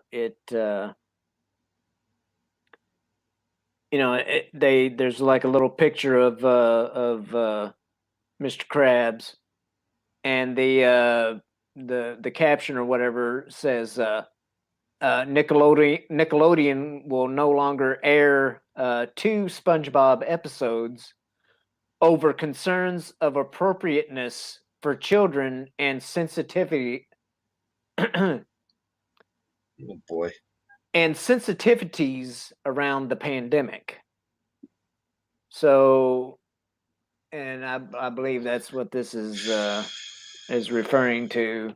Where does it end? Where does it end with these people and but their frail little egos? yeah, but anyway, it's this right here. It says the SpongeBob SquarePants episode "Midlife Crustacean" is out of rotation and is not available to stream on Paramount Plus or purchase digitally on services like Amazon. Another SpongeBob episode, Quarantined Crab, also appears to have been shelved due to plotline similarities to the COVID-19 pandemic. Well, you know what? If that's the case, then how come they don't pull all those movies like 28 Days Later and all these other things where they deal with like Yeah, a pandemic? They're so damn right. stupid with this shit. Everybody is just so willing to be offended by every goddamn thing. You know what these people, and I've said this one before, what they need to do in mass, all these people that are so easily offended, they need to go down to the shore, right? They need to stick their heads in the sand and they need to wait for the tide to roll in. Problem solved. They don't need to be offended anymore. But it goes on to say, it says the season 3 episode,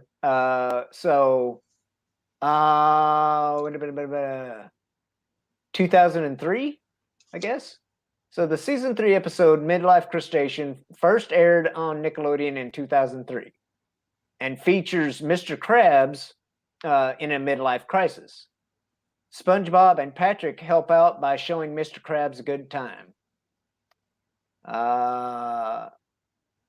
A representative from Nickelodeon said that Midlife Crustacean has been out of rotation since 2018, following a standards review in which we determined some story elements were not kid appropriate. When asked which scenes caused the controversy, and if Nickelodeon ever considered a content warning in front of the episode, instead of removing it completely, a rep for Nickelodeon said no comment. Well, yeah, but that's part of the whole narrative. Yeah. You know, you don't need to explain why you're offended over it. You just gotta read about it. And so up there by the title, it said, "Oh shit." It said, "I guess you're gonna miss the panty raid," and so that was in reference to this next paragraph where it says the scene that may have led to the episode's removal could be the scene where Patrick suggests a panty raid, which leads to SpongeBob, Patrick, and Mr. Krabs breaking into a woman's house to steal her underwear. It turns out the house they broke into was Mr. Krabs' mom's house. The mom catches the three in the act and sends Mr. Krabs to his childhood room for the rest of the night.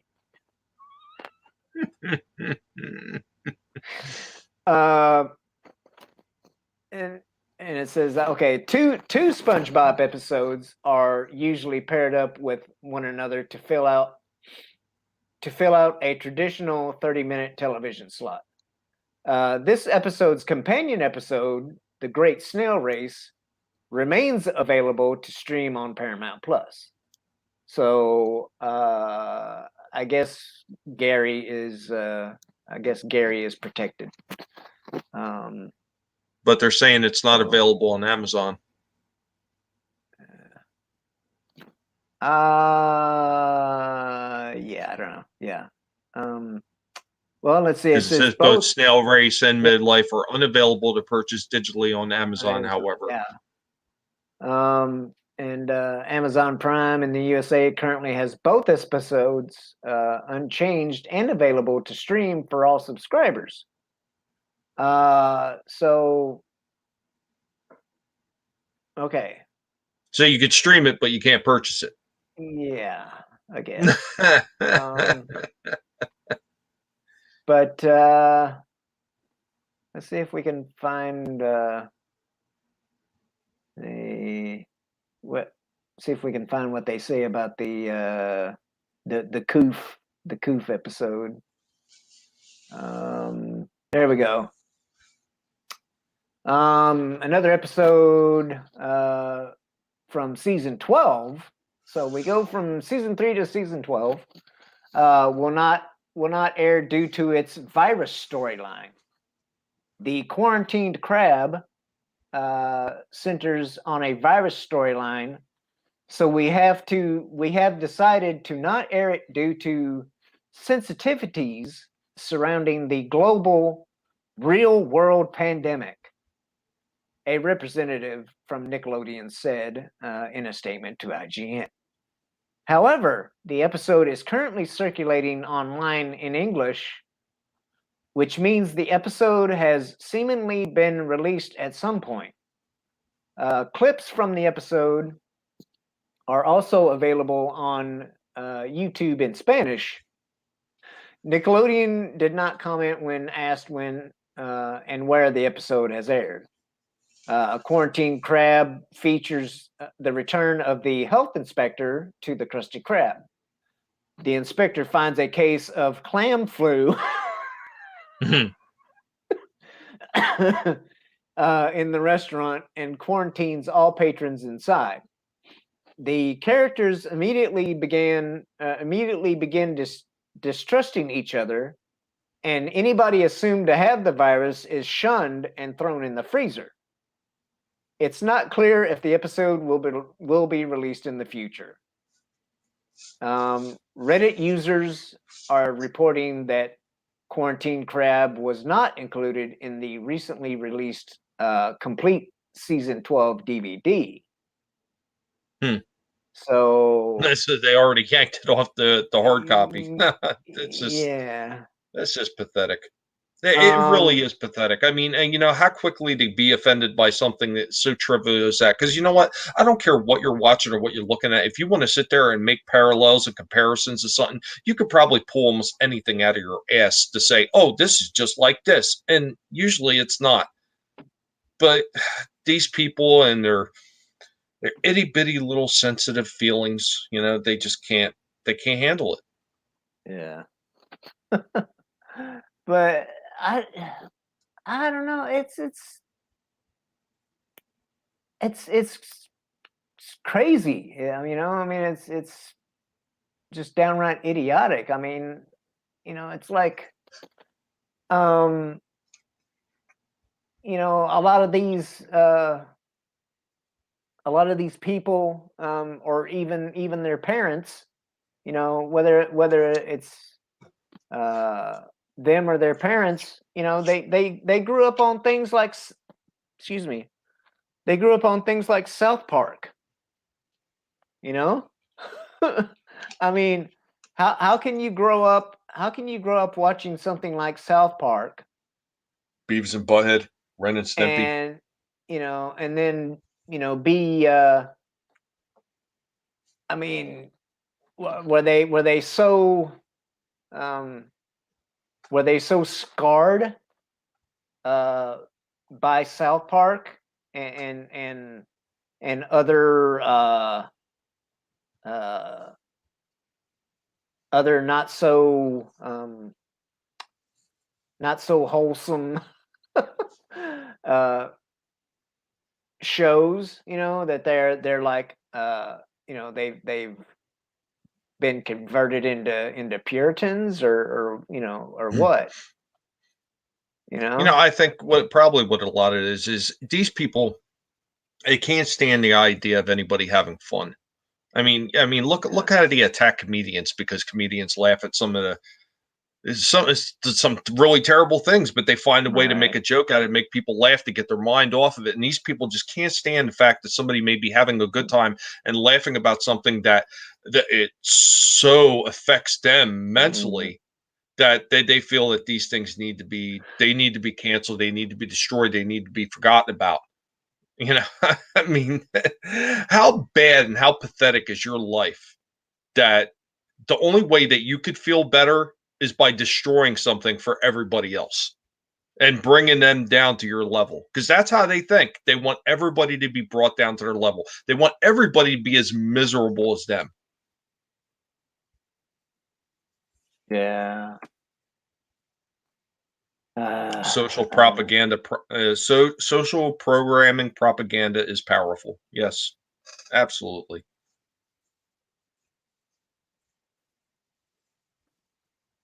I mean, these are the same people that like that little thing that's running around on Twitter. You know, they steal an Uber driver's freaking car and get him killed. You know, these are the same people that are sitting there outraging over stuff like this. More than likely. It's almost like, you know, it's like we can't have it on TV. We can't have it on TV, but we can act it out in real life. You know, and it used to be the other way around. You know, we'd be like, you know, we'd see it on TV, and then we'd be like, yeah, like you can't do that stuff in real life. So it's like, I tell you, I went out to the store yesterday, right? And I'm in the store, and this young guy comes up and he's, "Oh, can I help you with anything?" And I was like, "Yeah, I was looking for something in particular." He's like, "Oh, what are you looking for?" Common sense. Have you seen it around here lately?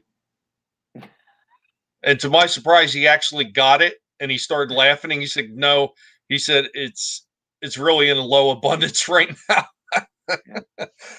But usually you say that to people, and they get upset about it, and they get offended. yeah, I'm all about like upsetting people and offending them if I possibly can. Just right, just because it's so much fun to watch the wheels turn and they're not going anywhere. yeah. It's beautiful. Now, see, I would hope that, you know, if it would have been me, um, I would hope that I would have had the presence of mind to tack onto that, you know, because that was a good statement. But you know, I would have been like, you know, well, um, yeah, we used to have some on aisle 5, but uh, yeah, yeah, but we just sold out, or you know, something Yeah, like that. But we had a blue haired special and it all yeah, disappeared. yeah, yeah. They blue tagged it on. It sold out. Yeah, but I, I just I don't know. You know what though?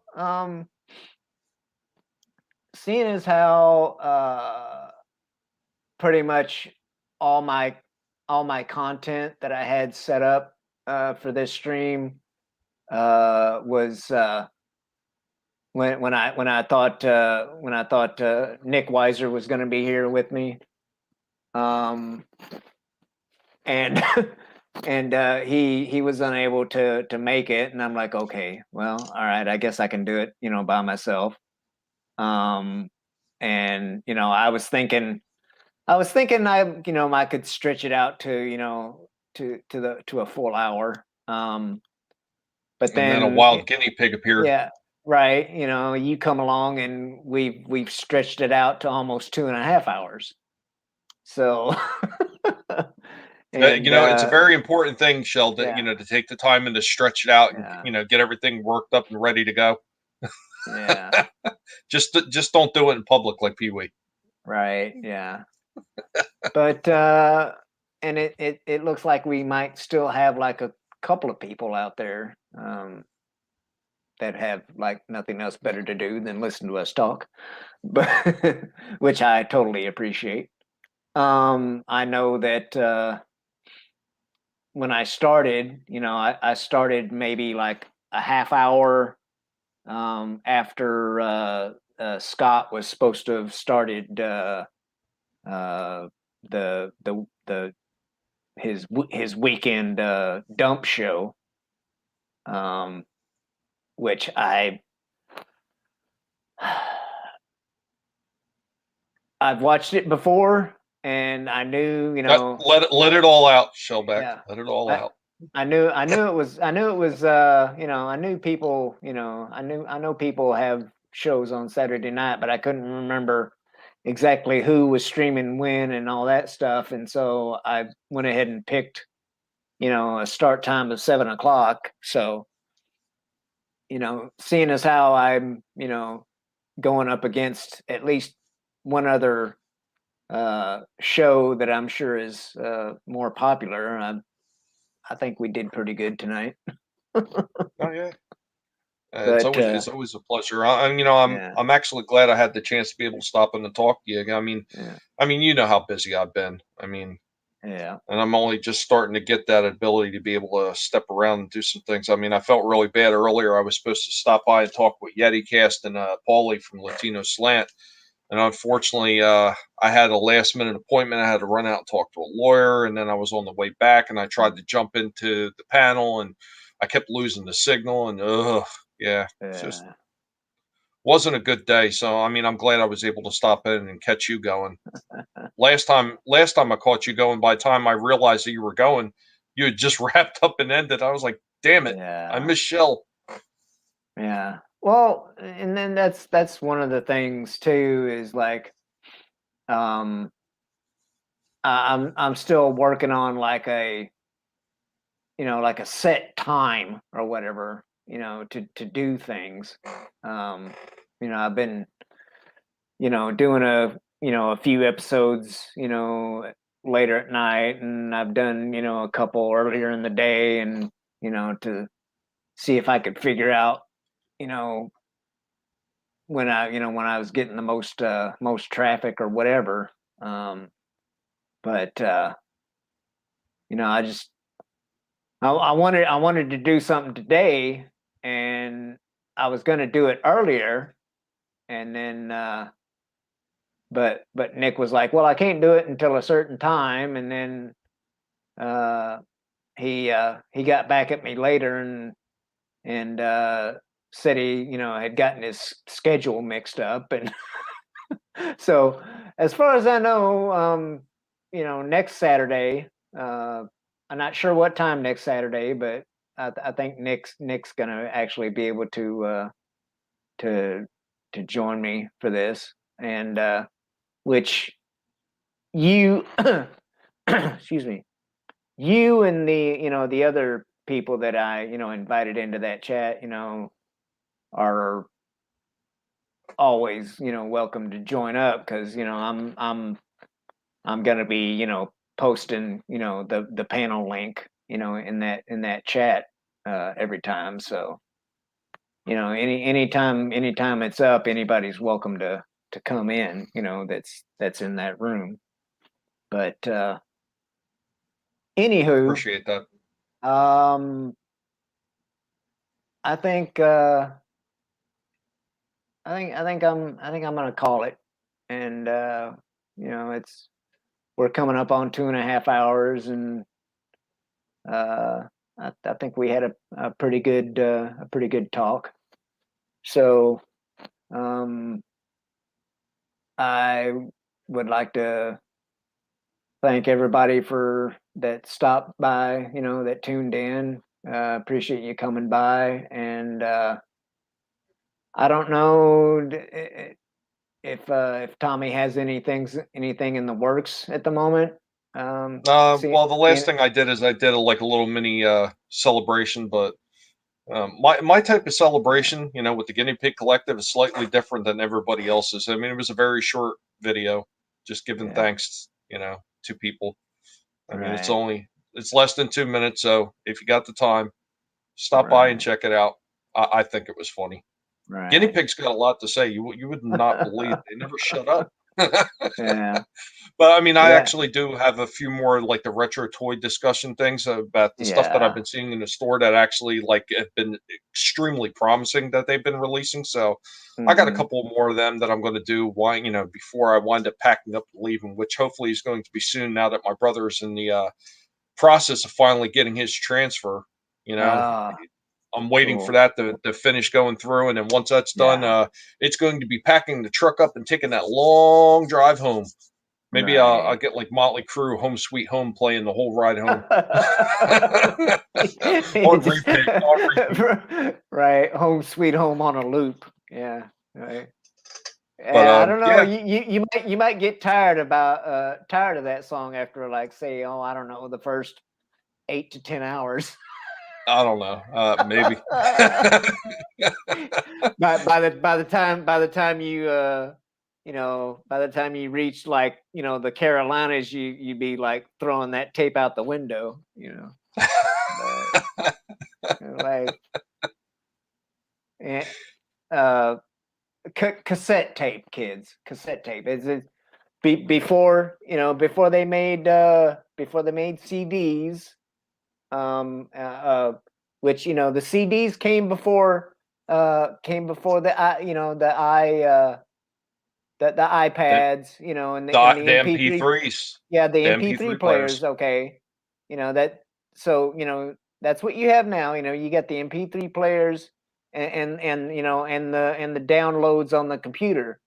But before that, before that there was there was the CDs, okay, and before the CDs there were these little things called cassette tapes.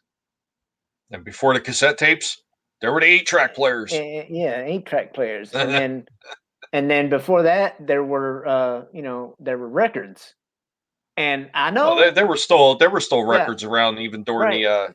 And I the know, tape era, well, but right. I know that even the kids out there know what a record is, oh because yeah, they've made a you hell of a know comeback.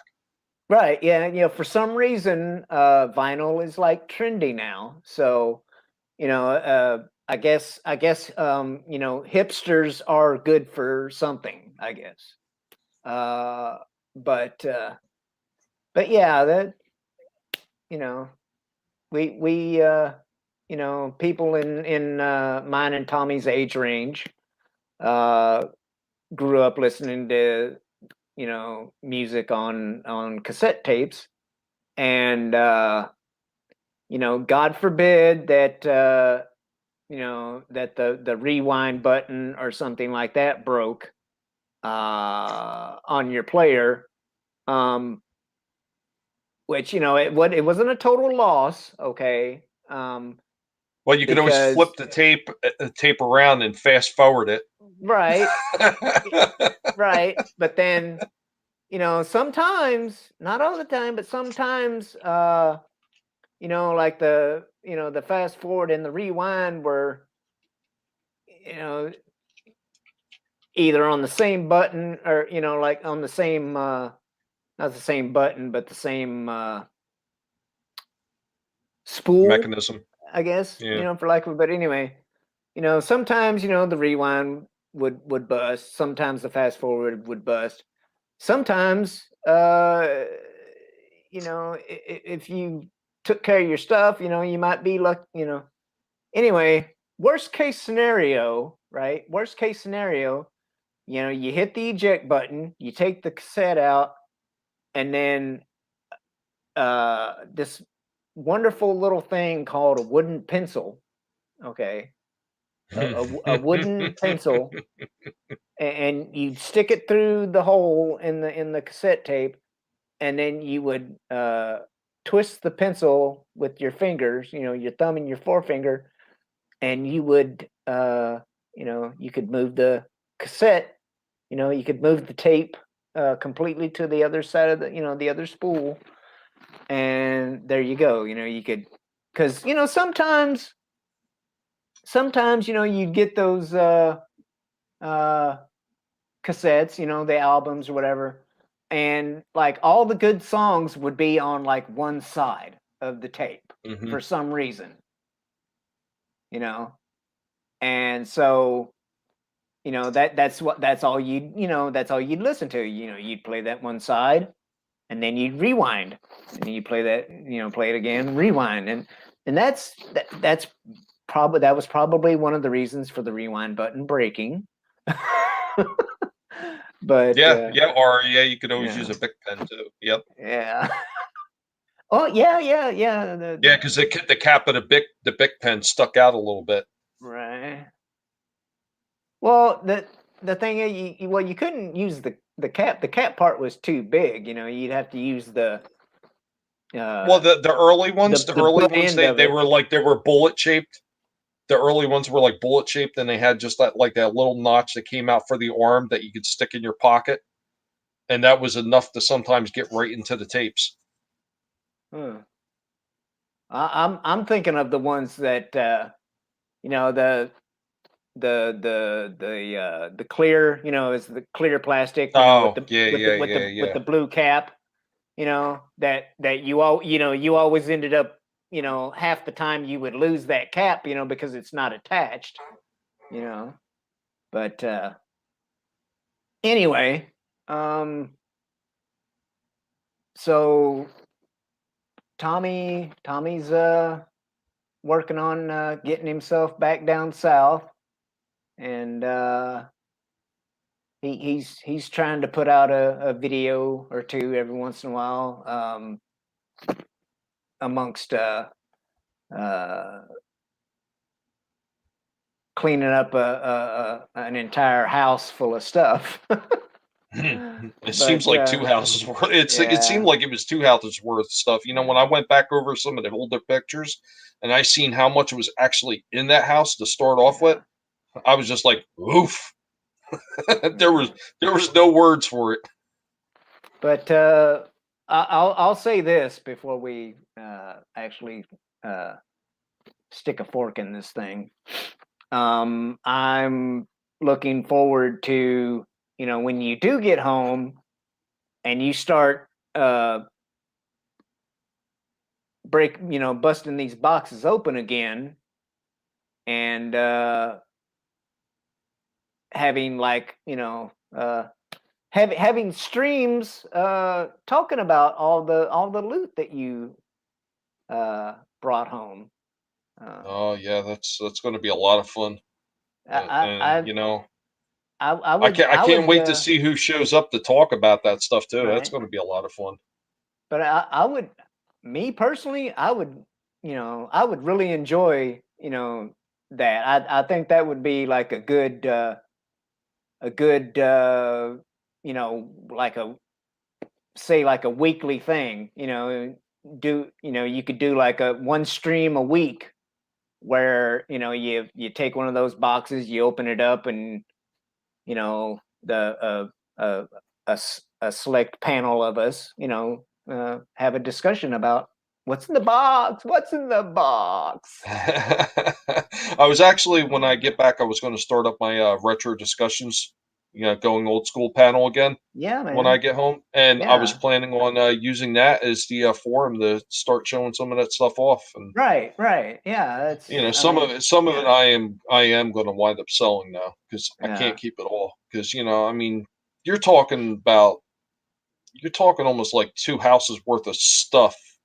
Actually, Mm-hmm. with everything I threw out, it was almost three houses worth of stuff in one house. And Wow. I can't fit all that into my home, no matter how hard I try. I'm Right. not my father, and I could never be a pack rat. So Well, the thing is, at least now you have it, like, organized, and contained, so. But anywho, once again, I appreciate everybody being here, and have a good night. And until next time, fair winds and following seas.